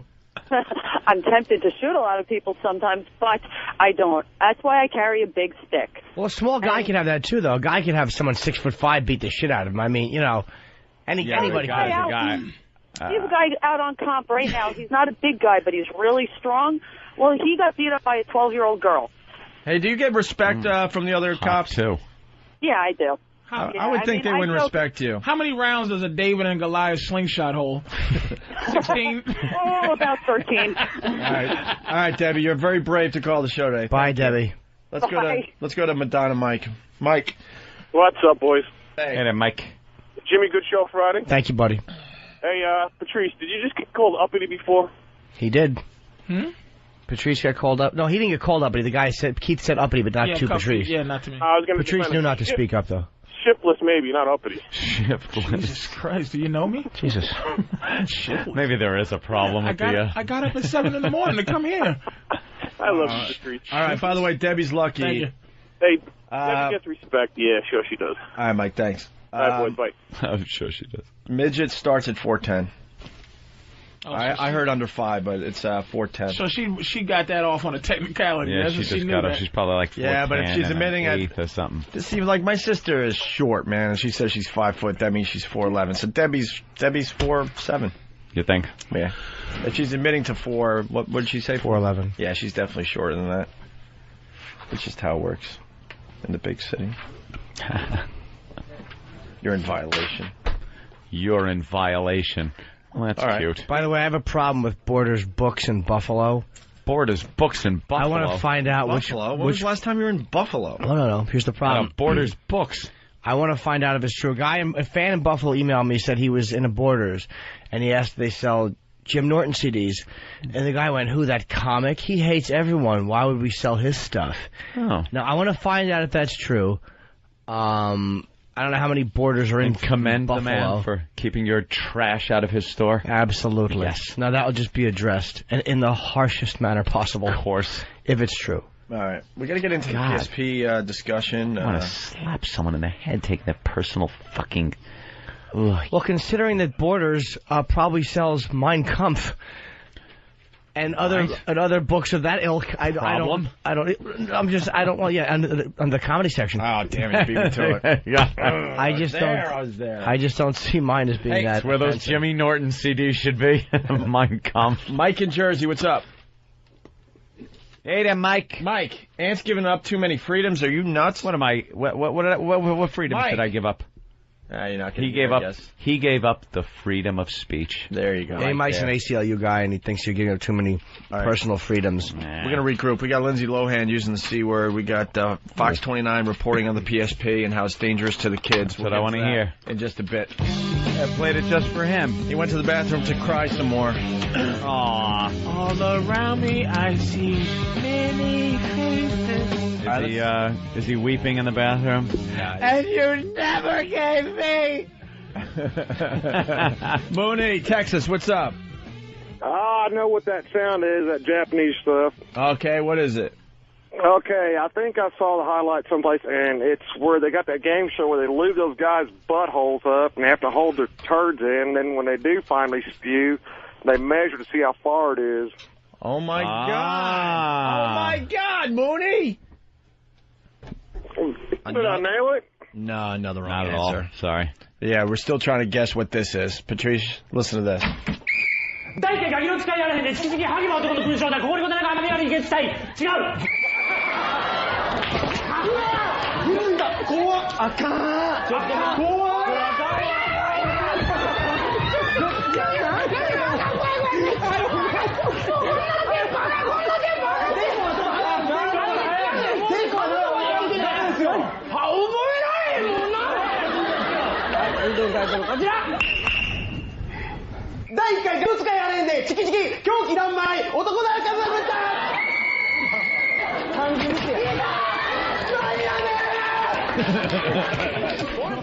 Another wrong answer. Still trying to figure out what that is. That's great. I would hope it was 3 seconds after the Enola Gay pulled that left-hand turn. That's what I'm hoping it is. All right, here's a quickie before we get into that PSP story.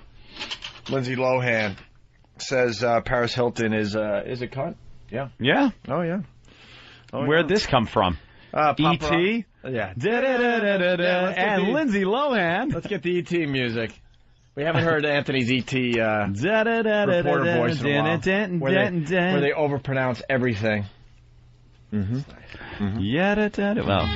there it is. Tonight on E.T., we'll be looking at Brangelina and Tom Cruise and Tomcat and what they're up to. And Lindsay Lohan calling Paris Hilton a cunt. A cunt. Tonight on Entertainment Tonight. How did they get this? Paparazzi camera. Paparazzi. A lot of good stuff. The paparazzi. The video camera rolling and. Well, they collect a lot of stuff and then they, farm it out to ET and all that. Yeah, but they can't play this on regular TV. So we got it for you here on satellite. You look beautiful, Lindsay. Are you with Paris tonight, Lindsay? Lindsay, we love you, Lindsay. Yeah. That's enough. Paris is a cunt. I'm sorry, Lindsay. What did you say? The what? Lindsay, Paris is the what? She's a cunt. She's kidding. Why is Paris a cunt? All right, Lindsay, why is Paris a cunt? We got you saying a second ago. Tell them dirty gay to the tank. Paris is your friend. Lindsay loves Paris. Oh, I love her. No. Wow. And then like, why is she cunt? Why is she cunt? Well, we got you. It's like, we got you. She said cunt, though. Yeah. Make sure she said cunt. Listen. Paris is a cunt. What do you think she's saying? Cut? That doesn't say cunt. Yeah, it does. She did not say cunt. Paris is a cunt. That's not cunt. That is so cunt. Is it cup? Why must I always disagree with white people? I don't hear differently. What is she saying? Let's ask the studio audience. Cunt? Not even one. What is it? What could it possibly be if it isn't cunt? She probably, you don't finish sentences or something. It was Freudian, but she didn't. There was no damn rich cunt. No, Paris said. Rich cunt. She said Paris is a cunt, and that's why her people going, she's kidding. She went, I'm kidding, and then you hear people going, she's kidding. Her publicist who knew it was bad, and they're going, well, that's why they panicked. If she would have said anything else, the reaction never would have been that way. Can you slow that up? Paris is a cunt. What do you Paris is a what then? That sounds like. There's no one that fucking doesn't think that doesn't sound like cunt.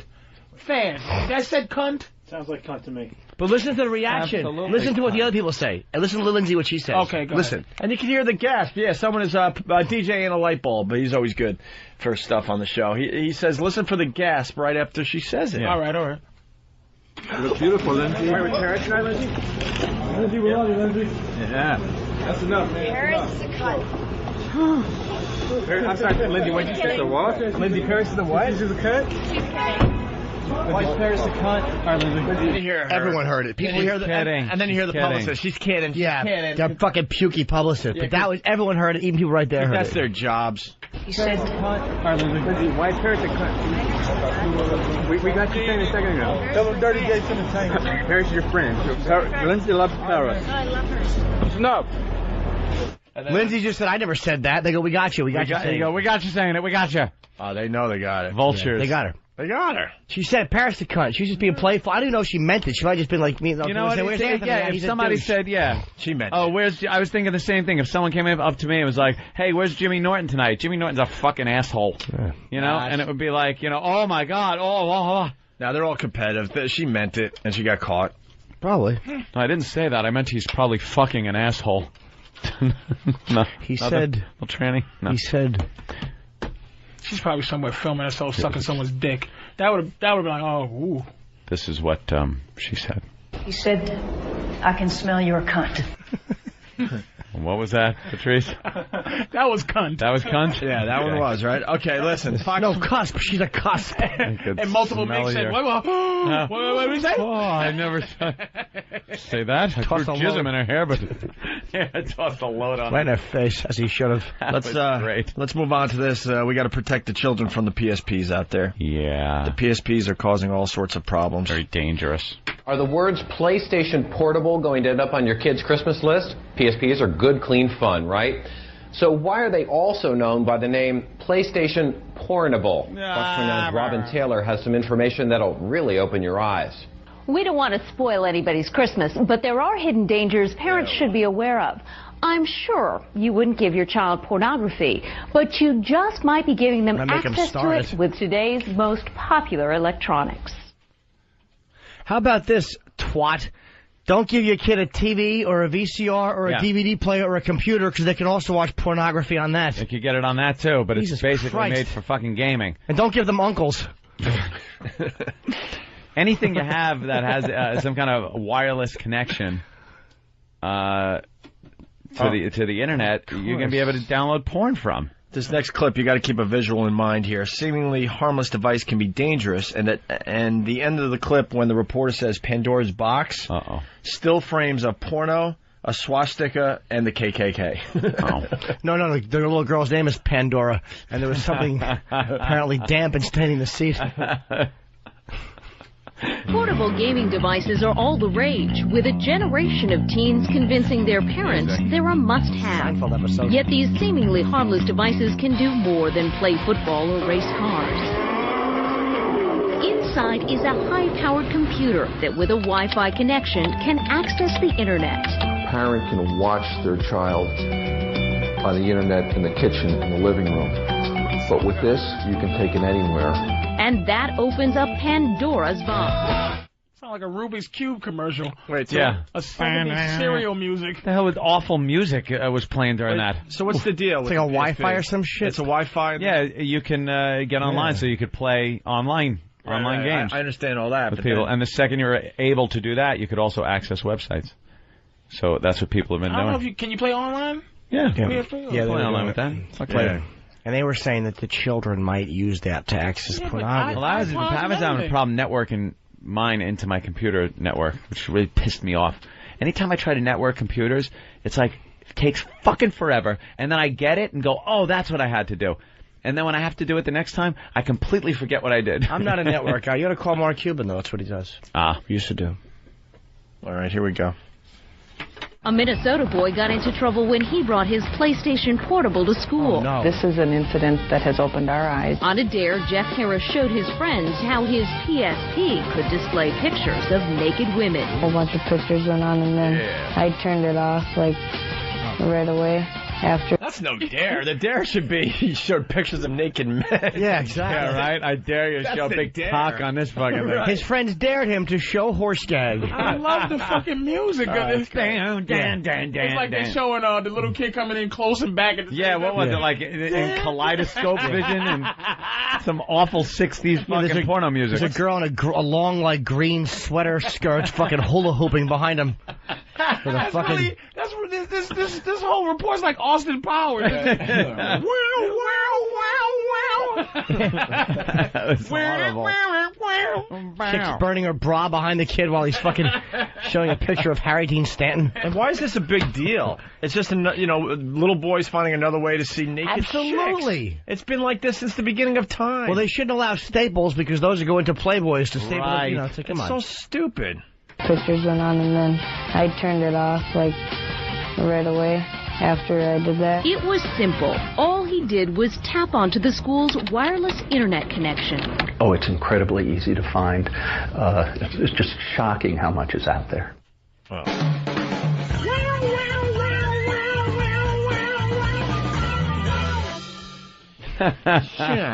PSP.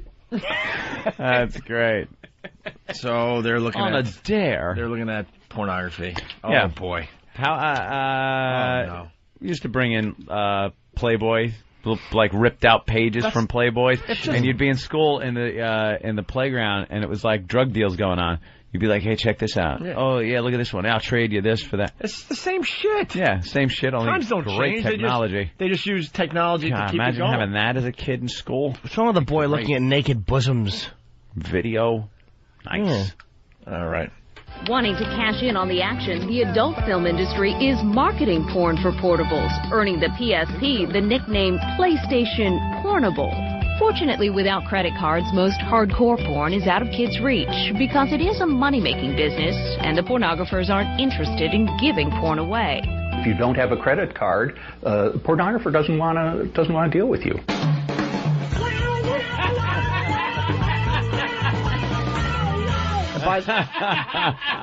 But that last guy, his diction was so good, I'm enraged. Wasn't it? Can you play the last guy who said, if you don't have a credit card, pornographers. Credit card. Listen to Steve's father. Pornographers. Yeah. Wanting to cash in on the action, the adult film industry is marketing porn for portables, earning the PSP the nickname PlayStation Pornable.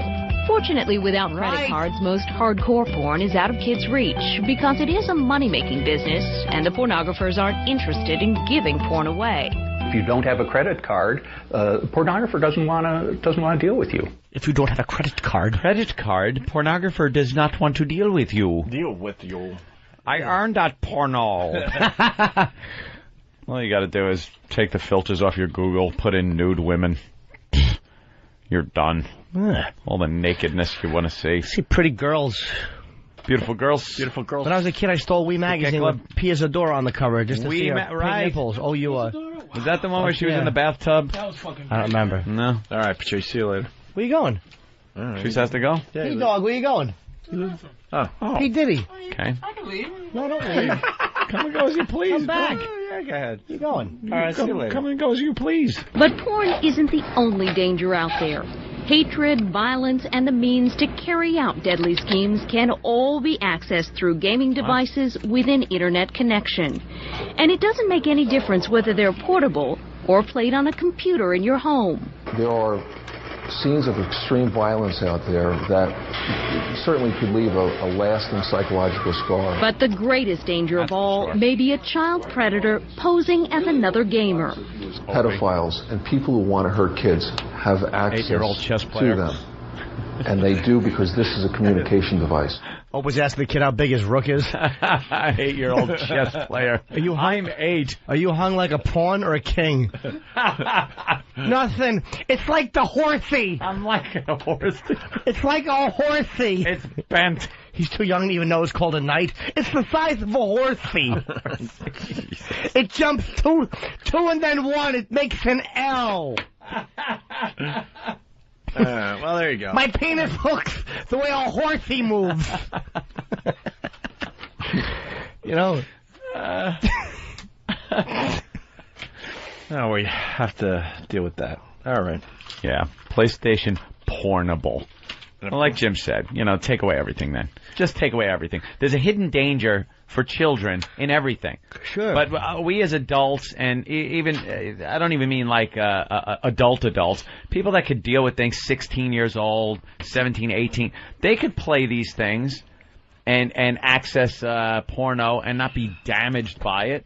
But because of, it could get in the hands of 8-year-olds, you got to sanitize everything. And some kids know how to use it responsibly, but why don't you just take away the the crotchless Barney panties that are popular with children? Exactly what my point was, Jimmy. Some children want to use them so they can bend over and get a tee-hee out of their friends. And uncles. Yeah. Show you their little stinky Peter. Hey, here's a guy, Mr. Torrance again.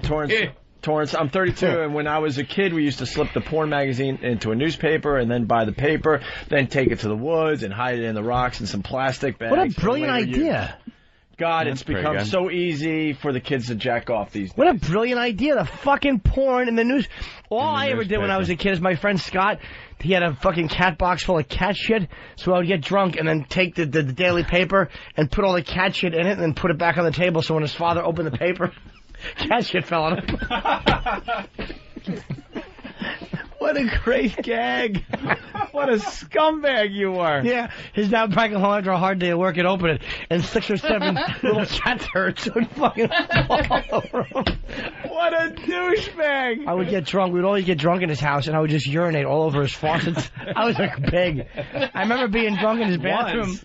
I remember I'm being drunk in his bathroom, and I'm pissing all over the mirror and his fucking faucet handles and all over the floor. Why? I don't know. It just made me laugh to do so. Why would you do that? Oh, is that funny? We might have lost great your about mic, pissing Jimmy. in a sink, man. We lost your mic when you were moving around. Yeah, it's I don't know what you did. It's probably the connection. There you go. Just smack it a couple No. times. Why would it work? Perfect. Is that good? Now it's making a hissing really noise. Good. No, that one's good now. No, that one stinks. It's broken. It's busted. Well, there's a whole thing up here. Yeah, why is How's it that, taped? Sam? Is that Oh, on? Am I that's on the better. radio? Yes, All you're right. on the radio. Oh, I like this one better. Makes me feel like an old-time broadcaster. You were a real fucked up drunk. I was a naughty boy. Wow, just go start pissing on people's fucking faucets. But I mean really pissing on it. Not just a quick throw. No. Did you use the toilet at all during that session? I wouldn't have noticed it if there was there could have been a fucking flowers coming out of it for all I knew. Wow. No, why even open the fucking lid? Certainly not. God, that is funny. That is really funny. And then me and Tom Naylor would fucking get dog shit, like big wet pieces of dog shit, and put them in Glad baggies, and then throw them down the library book return slot.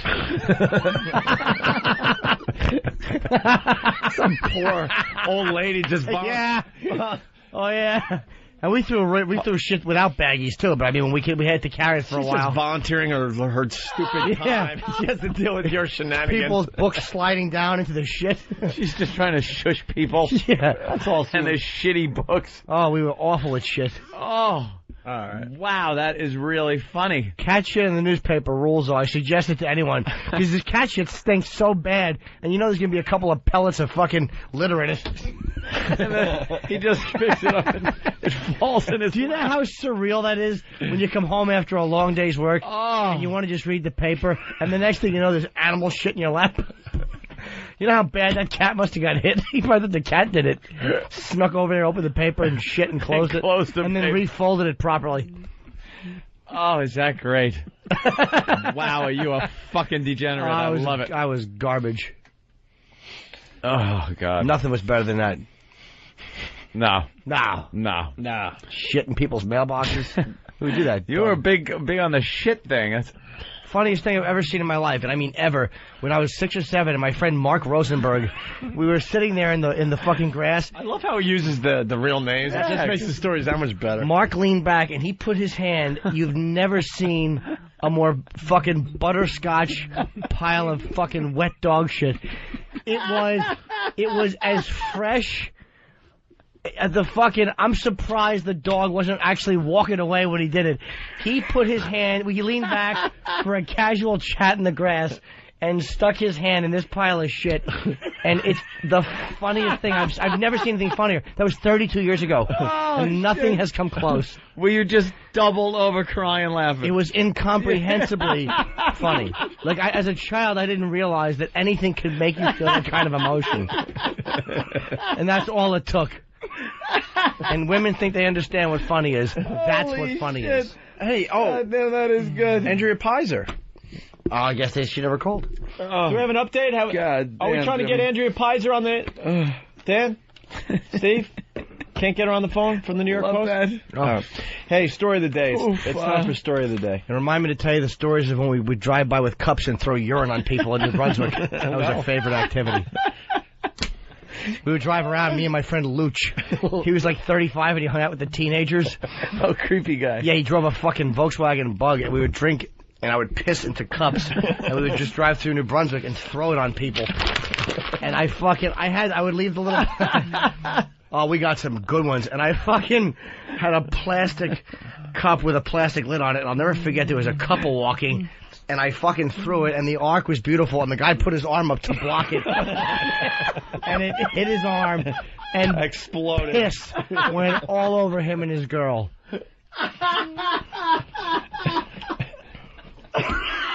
Oh, and guy be so fucking Oh, he had to be steamed. We would drive around with eggs and egg people all the time. I got a guy in New Brunswick. He probably remembers that. Yeah. That guy probably fucking remembers being hit, putting his arm up, and having just slow motion, having his cup hit him. And he's probably, if he's listening, he's probably told himself for the last 25 years it was beer. No. No, it wasn't. I told you, I told you guys that my friend fucking Stanley and Mike. Stanley was the bodybuilder. We were 13 playing asteroids, and Mike was 13. And so Stanley wasn't gay. He was just a fucking not a smart guy. He was a martial artist.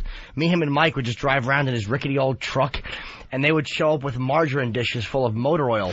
And we would just go to people's open car windows and like throw the fucking motor oil all over the inside of their car on their console. Oh, you fucking scumbag. And I remember one time Stan ate some Chinese food and Mike had the hot mustard, and we saw some pretty girl, and Mike went, "Hey, whore, have some mustard." And he threw it at her, and she waved, and then she waved, the mustard hit her.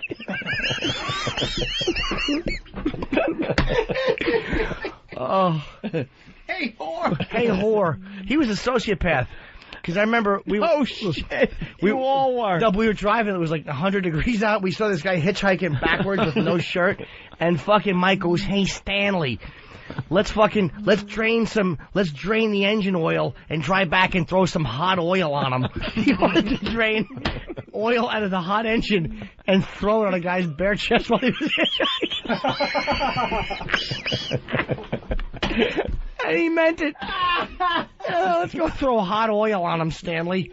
1353? Dude, what's the hot oil? We found one time the Holy Grail. We were in a parking lot, and we found a half a dish of melted chocolate ice cream, and there was an open car window with one of those fur seat backs. Oh, we smushed it all over the seat back. We drove by 5 minutes later, and there was an elderly couple. They had to be in their 70s, and they were outside the car, and she's wiping chocolate off the guy's back. Oh, he must have been so hot under the collar. He sat down and got fucking chocolate all over his old back. Oh, it was perfect. Oh, that was a good one. all over his old back. Oh, I'll never forget him standing there and her behind him just wiping at his back. Oh, you a fuck. Norton was a fucking minute. Hey, Stanley, let's go back and throw hot oil on him. Let's get a Paul in Nashville. Paul. Fucking menace. He's a menace. Paul. Fucking laugh. Paul. Yes. Yeah, let's go. One of the best places to take a crap to piss someone off is to get up on the green at a golf course. Sit there and fill the hole full of shit, because you know that first golfer taps in, reaches in, grabs his ball, and gets a handful of shit. That's a good one. That's also that's a damn good one. That's a damn good one, is right. Hey, Stan. Oh, that guy, I'll never forget the guy on the shoulder, backwards hitchhiking with no shirt. You know what is also a good one with the old person and his wife wiping his back off? How long did it take for him to sit there until he realized his back was in something? It couldn't have been long, because it was fur and we coated it with melted chocolate ice cream. You understand? It was the Holy Grail of fun. It was hot. It was summer. Wide open window. His mistake. I wish there wasn't a statute of limitations. Fucking arrest this idiot. Oh, fuck. That was a good one. What a creep. Yeah. That wasn't even the... shit. Yeah. He was going to say that wasn't even the beginning. No, we wrote... Then we killed them. Both of them. They had the pickup truck one time, and they had a couch, a giant old sofa on it. So we set the sofa on fire and pushed it off the truck onto the highway. We were hoping a car would hit it. There's people in jail right now for 6 of the things he's talking about. Did you ever think of consequences? No, we were 13, man. No. Yeah, but I mean... Stanley should have. He was 25. Holy shit. Stanley, I don't know what Stanley was doing. I know. We had an old Volkswagen Bug in the back of a pickup truck once, and took it down the road about 60, 70 miles an hour, and held onto the back of the bed, and kicked this thing out. And just watched it, like, chasing the car as it was rolling.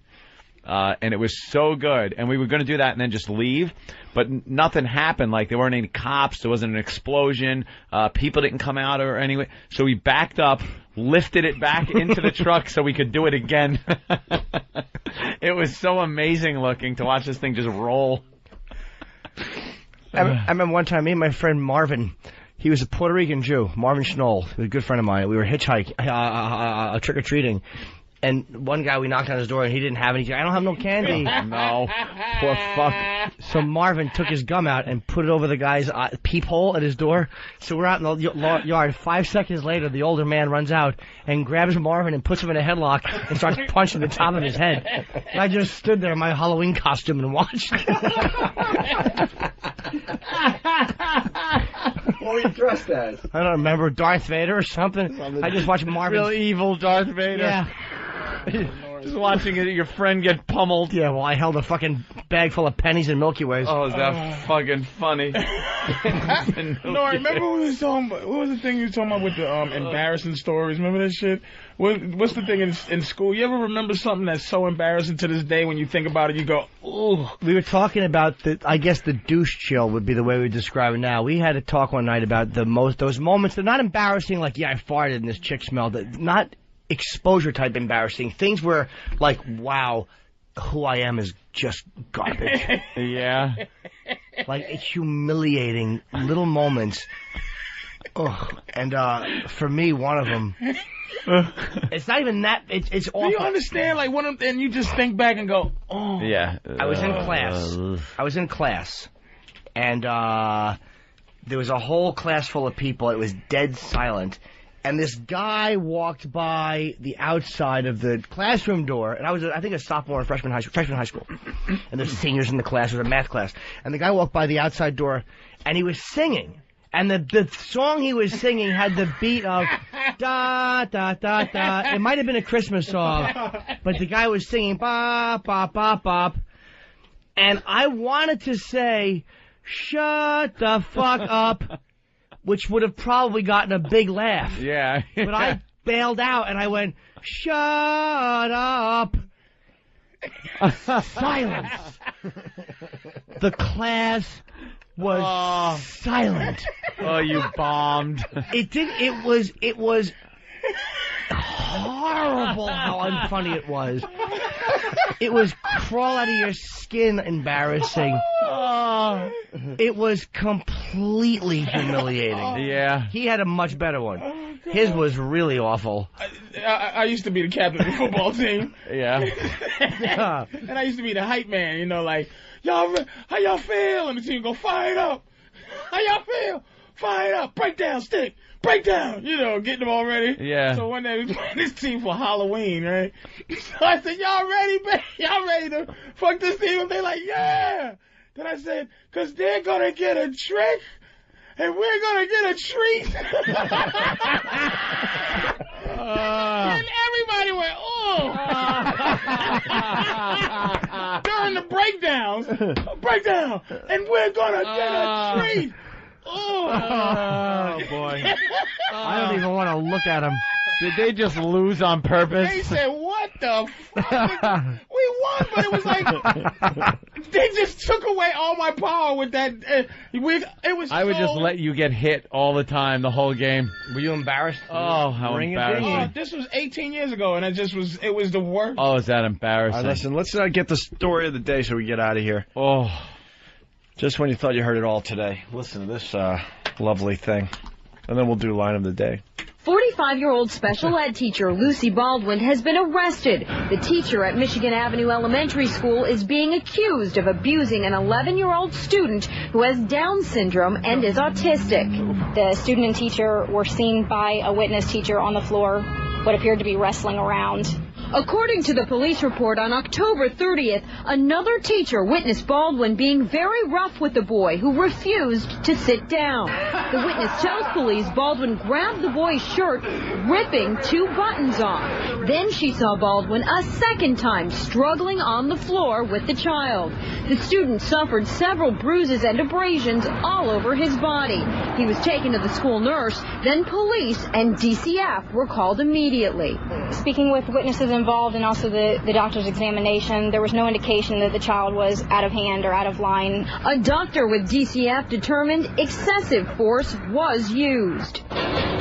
We knocked on Baldwin's door, but she didn't want to talk after bonding out of jail. Last week, she was removed from the school pending the outcome of a police investigation. The child was okay. Then he immediately went home and put a fork in a light socket. It's probably the best thing that happened to him all day. Of course. Little dodo bird. By the way, somebody from Full Blown AIDS in Boston, I love Single Jimmy. Why?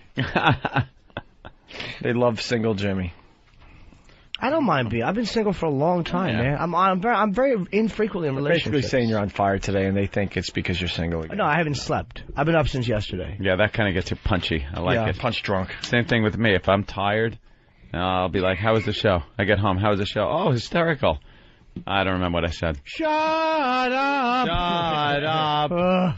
They're gonna get a trick. The fuck up. Would have worked. I would have killed in a class to hear. I would have gotten booted. Yeah, but that would have got a 9. You'd have gained like that legendary status too. Another bad time for me was, and he couldn't believe that I bombed here, but I bombed in a movie theater during Revenge of the Nerds, horribly. Some guy was yelling stuff and getting big laughs.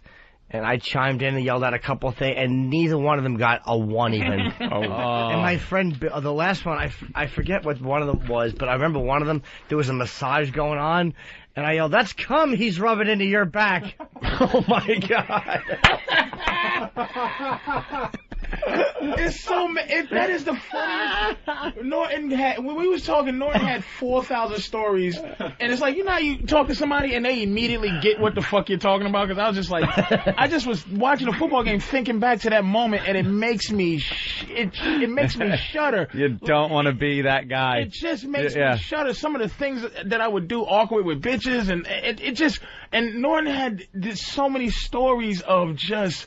Like, you just go, oh, no. And the trick-or-treat one is it for me, or the time that I had a college professor who had a bad limp, and I did poorly in his class, but I loved his class, and every time I would see him, I would go, "Hey, man, I really love your class, and you're a great teacher." And he got tired of hearing it, so one day I was coming to say, "Man, I really love," and he turned around and limped away from me as I was telling him what a great teacher he was. Shit.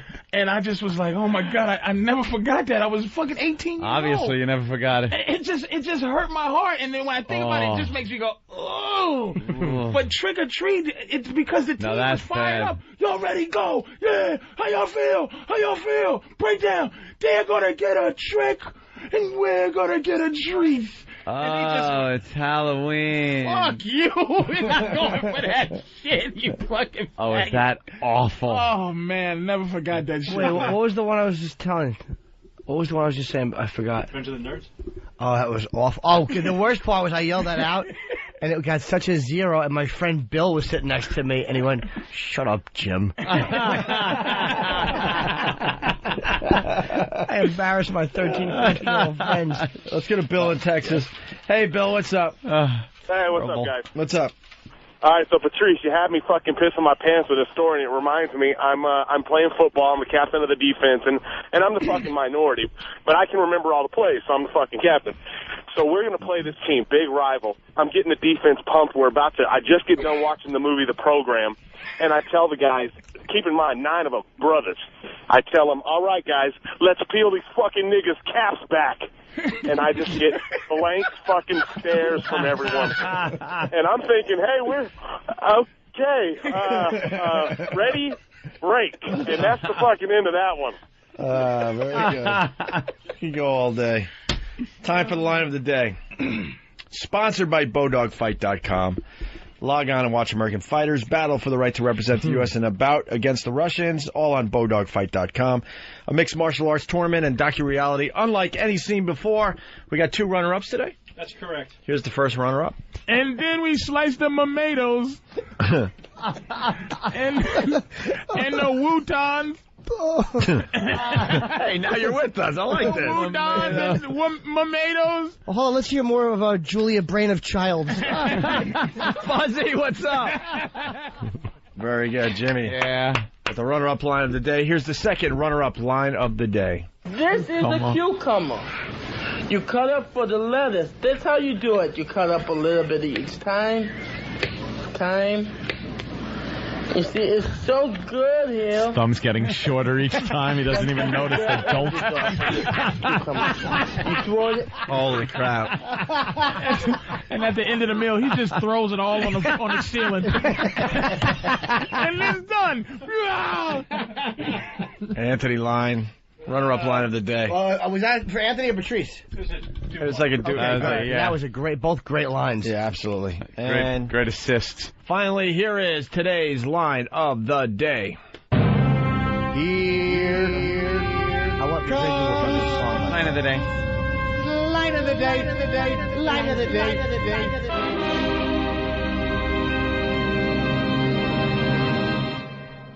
And the chicken right now is filming a show called How to Get Away from a Retard.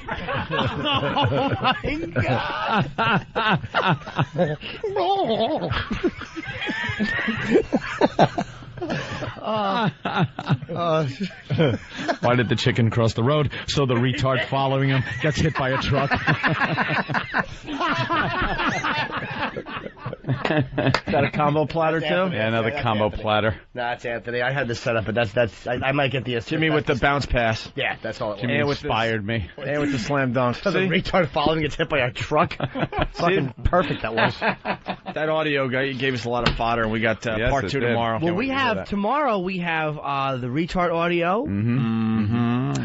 Oh, no, Jimmy. I got to go look at houses today. I got to go home. I got to go home. And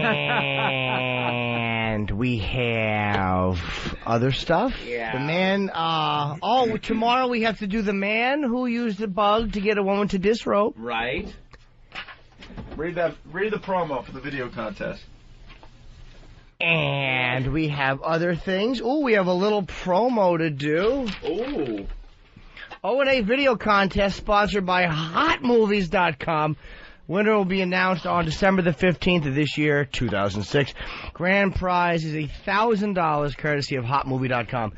Original videos or animations, no more than 3 minutes each, submitted via email, VHS, DVD, that are centered around the cast and crew of the Opie and Anthony Show. You go to OpieandAnthony.com for details. Videos are going to be judged on originality, humor, and relevance. Yes. To the O&A show. It's sponsored by HotMovies.com. Get in, get off.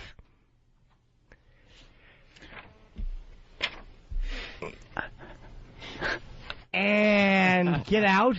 HotMovies.com. Open to listeners 18 and older. Very good. Well, Opie has gone to look at apartments. He's looking at, just go ahead, Than. Giant, you want to sit there for a second. Mansions. Just pretend for a second. Go ahead. Just for a second. Don't be shy. His ass crack has still got the seat warm. Ooh. Yeah. How do you like it? A lot. Does it fit? A lot. Suits you? You like that, huh?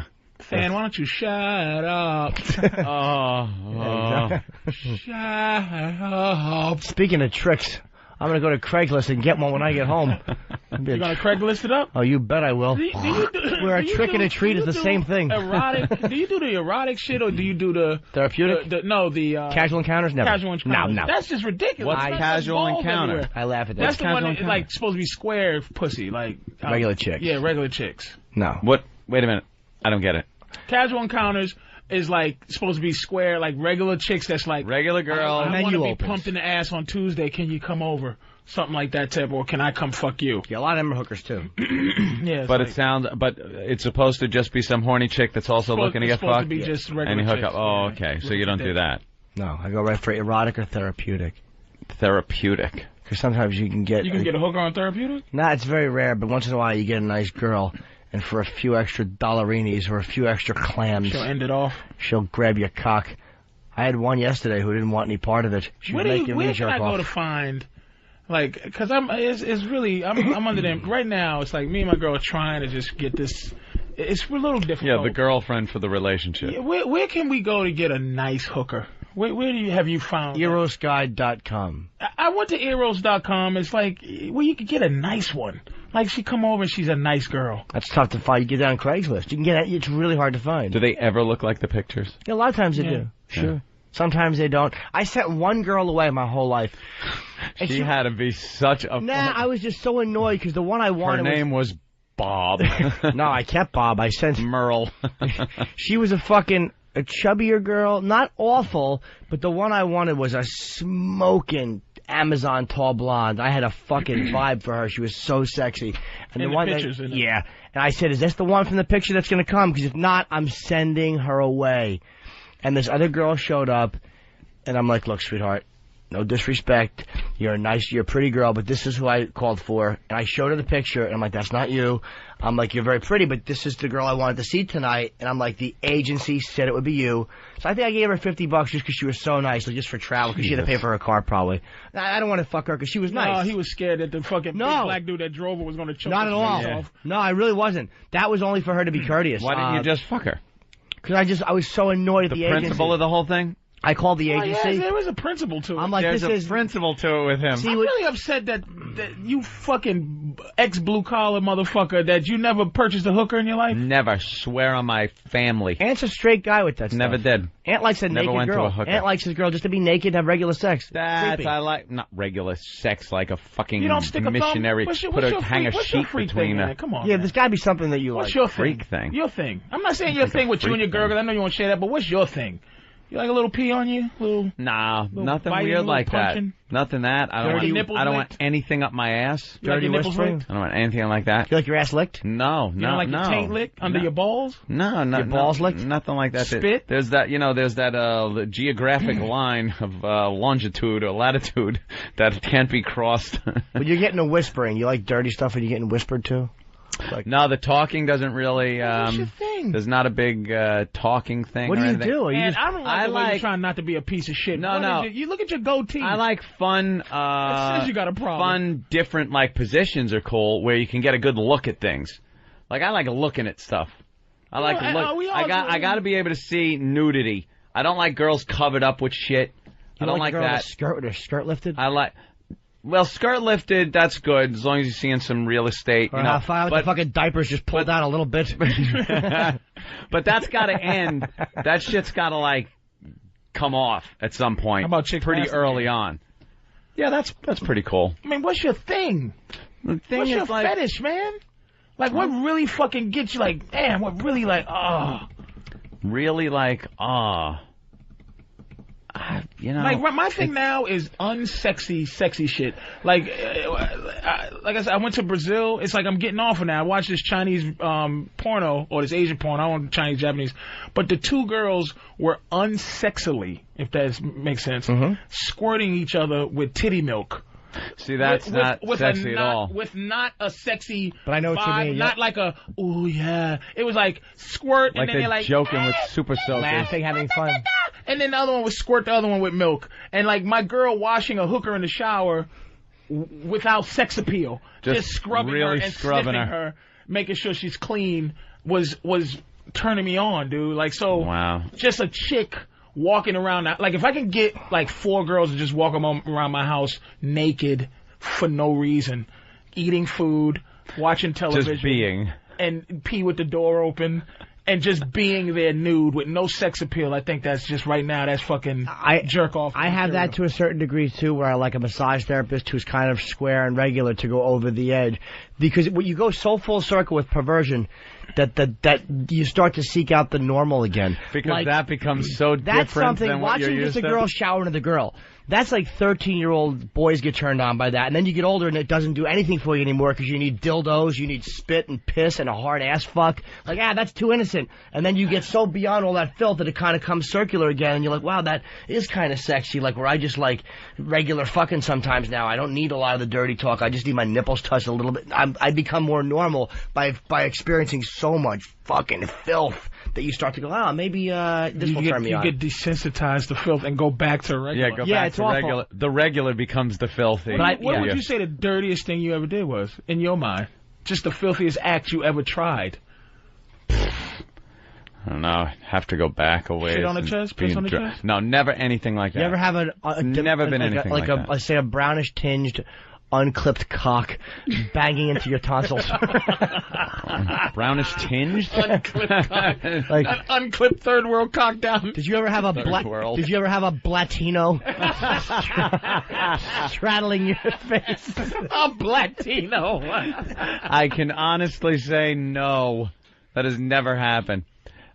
Just not like, because you two are fucking like, you two are way out there. I used to think so Norton, I used to think Norton was hideous in terms of piss. Now the shit thing, I can't go to the shit thing because the human shit, it's worse. If you ever see nothing human sexy shit about in the street, any type of shit. Human shit is the worst thing I've ever seen. I looked at a human fucking piece of shit that was laid out by the parking garage every day for a year. I wished after a year I had taken a picture of it every day to watch it decompose slowly. But every day I had to walk by and go, some homeless guy and you could tell right where it was in a corner, so he found the perfect place to lean and take that fucking big log of human shit. It's the worst, and I don't know how, you had to be disgusted with the idea of it before you did it. Oh, who isn't? What did you do? What would any consumer do? You take it in the mouth and you jerk off, and then you rinse for an hour and question everything. I watched a shit video, one of those shit videos, and it just did nothing for me. And those little white girls were shitting out giant alligators, like it's just muffins. It's and I was unfucking watchable. This is disgusting. But a little pee, and I told him about this, and he explained to me what it did. Because I told him I was in London when I used to go to England all the time, and it was like it's just an unceremonious place. You just walk around late night in this shitty English. Everything's dusty, nothing's clean, and I'm just walking around and I'm sad and lonely, and I was walking to the store to get some fucking cookies. I was ready. I was on killing myself mode, like fucking cookies and fruit punch. I'm gonna kill myself. So I'm walking through and I see this drunk, beautiful girl, tall, just go behind a dumpster and squat, and she fired out a laser beam piss like Star Wars. Like it wasn't sexy. You heard it sizzle coming out. And I got so uncontrollably horny. Like I got that kind of horny. Like I had to run home because I was shaking in my fucking face. How horny I was, like animal horny. And I was asking Norton because I knew he was in the piss at the time, but he was like, because it's naughty. And it made sense. It's just because she's not supposed to do that. You probably could have fucked her. A girl with the caliber that's pissing out the but she was behind a dumpster. Was like a model. That's what made it was like she was gorgeous and just took a dumpster piss like behind a dumpster. It wasn't someone's looking squat. It was a drunk and just I was like and I looked at the puddle. You waited till she left. She stumbled away Did you and track her home. And I'm just looking at this puddle behind a dumpster. And I'm like, wow, if I didn't see that, I'd be like, some nasty motherfucker. But it was some gorgeous girl. Dab it behind your ears. A laser beam out. It's also the privacy of it. There's something about seeing somebody do something so traditionally private. Yeah, there's something kind of sexy about that. That's why people like peeping in on windows and bathroom, whatever.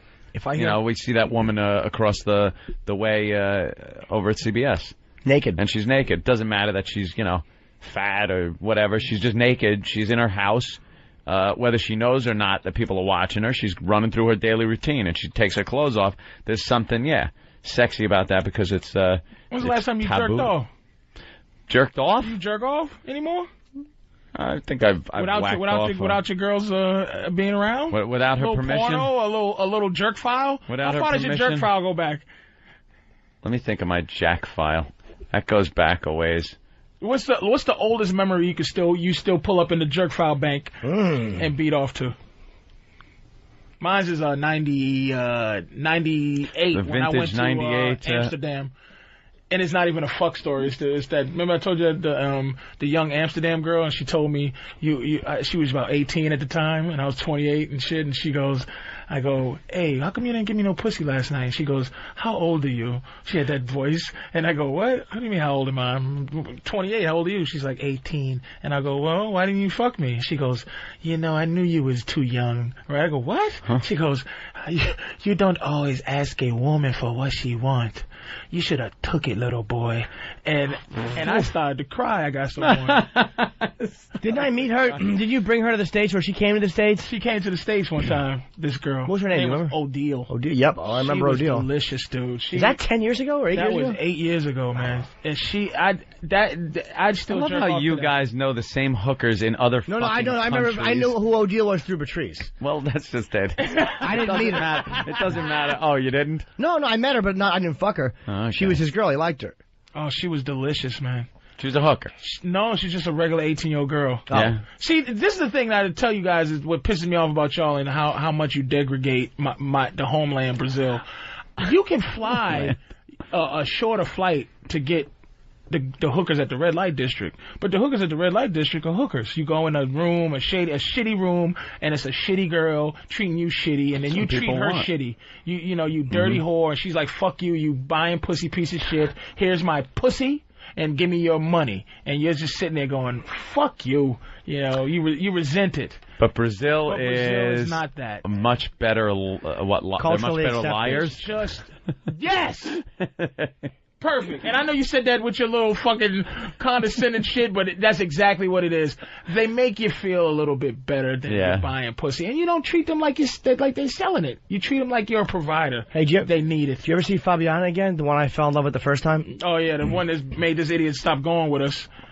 Fucking Fabiana. Who gets dumped by a hooker in Brazil? No, she was the first one. She left him. Yeah. I got my heart broken. He felt like that. Wait, but that there, you know what? I was going to fuck with him for a minute, but that is what it's like. That's what Brazil is. She was so much like... It made him feel like his hooker was cheating. You thought she was so into you because of the way she put across, like... Yeah. You stand on the balcony. And she was a pretty girl, too, man. You almost started falling for this girl. Yeah. And then you got... stay all night. Oh, my God. What, like you're hanging out on the balcony and isn't this beautiful? Kissing. You should see the guys running around doing the Flavor Flav with these whores. Just tongue-kissing hookers. I never got up to that point because the tongue kissing bugs me.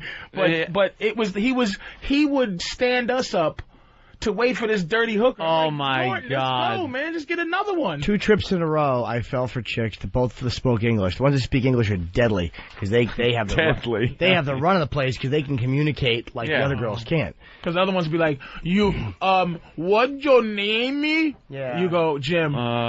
You. Apartment or hotel? What? You like me? I like you. No, that's you go, that's enough horrible. of you. And then you get one that goes, hello, how are you? Da, da, da, da. I had my little girlfriend out there, but when my girl went out there, that squelched that. But I had my little, Sarah. What happened with you bought her the sweatsuit last time we were out there? I bought her a sweatsuit. You bought her shit? When I first went, I bought Sarah a television, a washer and dryer. What the fuck are you crazy? Yeah. I bought her a washer and dryer. Did you? A television. I took her to the mall. And the last thing I bought her, let me tell you why I stopped buying this shit. I bought her a sweatsuit, right? Just to make her look like I bought her a pair of Nikes, right? And this bitch was walking in the Nikes like they were high heels. She could not walk like a regular bitch, like a non-whore. She had to walk on the ball of her feet because she wears hooker shoes all the time. She had to walk on the ball of her fucking feet. Cause she was, and I said, I can't, you're just a whore.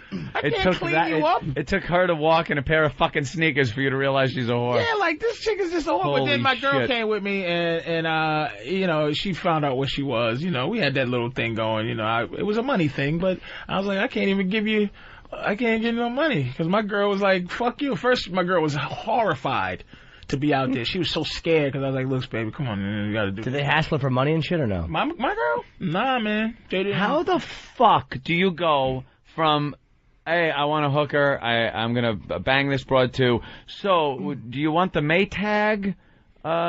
Which washing machine? How the fuck it's because they give you, you go to a strip club, okay? you go to a strip club and you may, if you're feeling like you're feeling crazy, right? You go to a strip club, you spend $200 easy in ones and fives or whatever, sticking shit down girls, and they dance for you. Not even naked. They get semi-naked. Yeah, it sucks. Or whatever. Right. And you can't touch them. You got to put your hand behind your back. When you go to Brazil, there's things that those girls do. They do everything that bitches here do in a strip club for free just to make $100. So it's so far above and beyond a call of fuck duty that you do over there that you end up truly like going, I have to give more. So I don't feel it's for my soul, because you go over there and your money's worth 3 times as much, and your money spends the same exact way it here. So their dollar spends like $1 would spend here. Some countries you go, it's like I get $40 your dollars, but everything costs $20. So you go there, you eat like a king, you live like a god, you're with gorgeous girls that probably, for the most part, if they were walking down the streets here, they wouldn't even spit on you if you asked them to. They wouldn't disrespect you if you said, could you just disrespect me? I have no time to disrespect you, I have to go. There's gorgeous women over there, and you can have a good time every day for a grand total of 100 American. You can live like motherfucking Caligula. Right? And the girls are beautiful strip club girls, and they're fucking touching you, they're hugging on you, they're not being cunty and rushing you. They'll sit, have a drink with you, they take care of you. And every flavor you want, for every tint you want. And they just treat you in a way where she was so cool that, a washer and dryer, she needed. My baby had to wash her clothes. Oh, my Yeah, baby, God. I need you to have good clothes. You don't think she just thought, what a fucking sap this guy is? No, because I didn't make her feel... She might have, but it didn't matter. That's what I'm saying. Women here, it doesn't matter what they really think. You don't care. It's like, make me want to buy you a motherfucking washing machine, bitch. How did you get all fucked up over this? We were in the whorehouses were amazing. We were standing there in robes, and I was taking 100 milligrams of Viagra, and I was going and fucking 3 girls like in a row. Norton's dick was raging. It was like it was awful. Norton, you can hear the top of his dick going. Boom, boom, boom. Me and Patrice were standing there one time. We're both in our robes and dirty flip flops. And we're looking down, and my fucking rod is poking my robe out. It's ridiculous. It made me sick how giant Norton. It was like it should have. Norton's dick looked like it should have those 2 shock things that they go, okay, clear. We were just looking at my fucking boner pushing my robe out, and we were just laughing like 5-year-olds. And then he brought a girl over, and he opens his robe.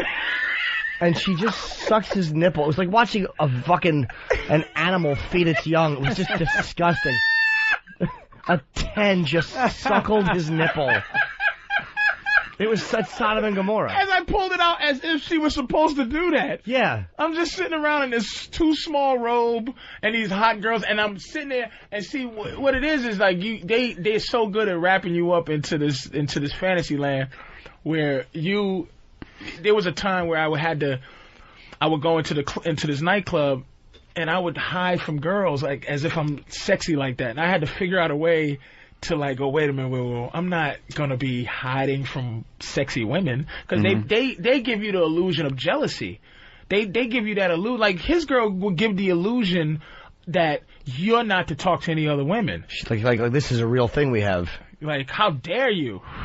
But it's like. But what it is I used to get out of that by going, look, is the pussy free? The word gracias. I knew how to talk to hookers, so it'd be gracias. It's like basically I would learn how to say, if the pussy is free, then you can say some shit like that. But if I got to give you a dime, bitch, and I'm paying for everything. So it got to a point where I would have 3 or 4 girls that I'd pay and keep around, and they would all hate each other, and I would just feel amazingly like a pimp. But I was paying them. They all got 50 to be there. They all just sit there saying, that 150 could be mine, and you're giving 50 apiece. And I go, shh, you can all go if you like, because I can replace you easy.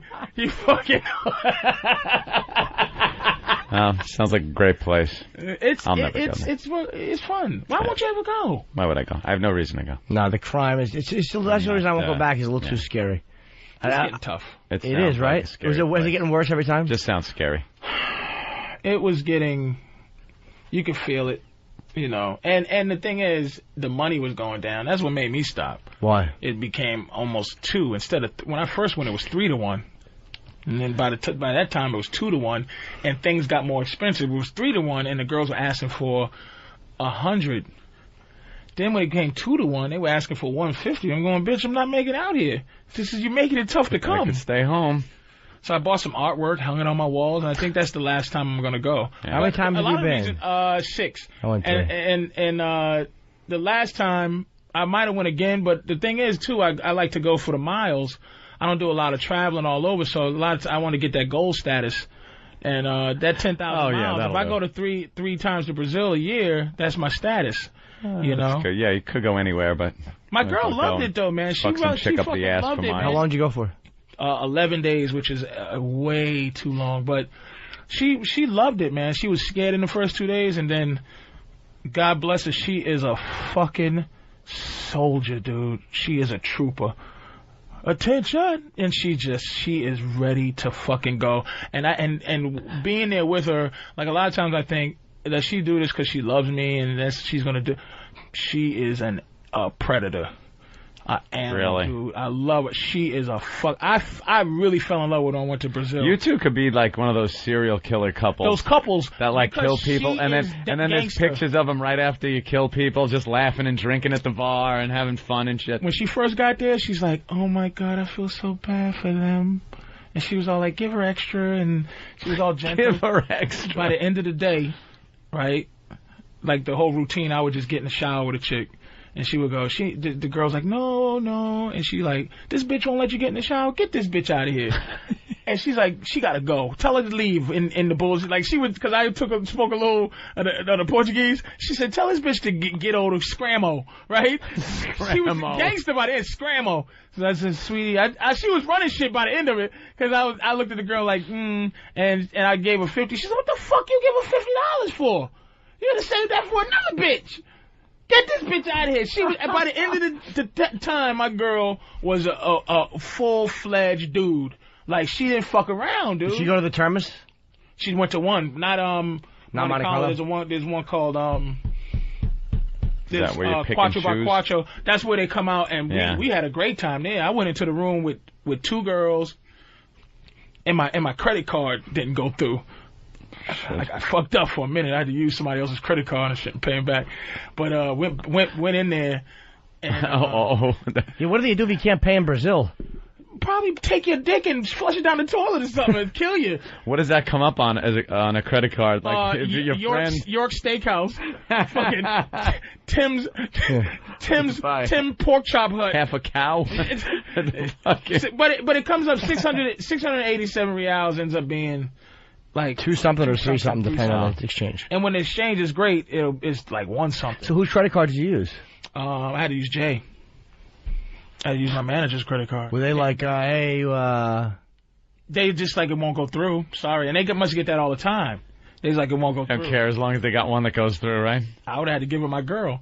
I would have been like, delicioso. Nah, I gotta get the fuck out of here. All right. Where you going? I have a meeting with my financial guy. You fucking millionaire, you sicken me. It's a big fucking pain in the ass thing. Bye, everyone. Insurance stuff. Oh, yeah, that's and true. You gotta end it like a awful thing. Yeah.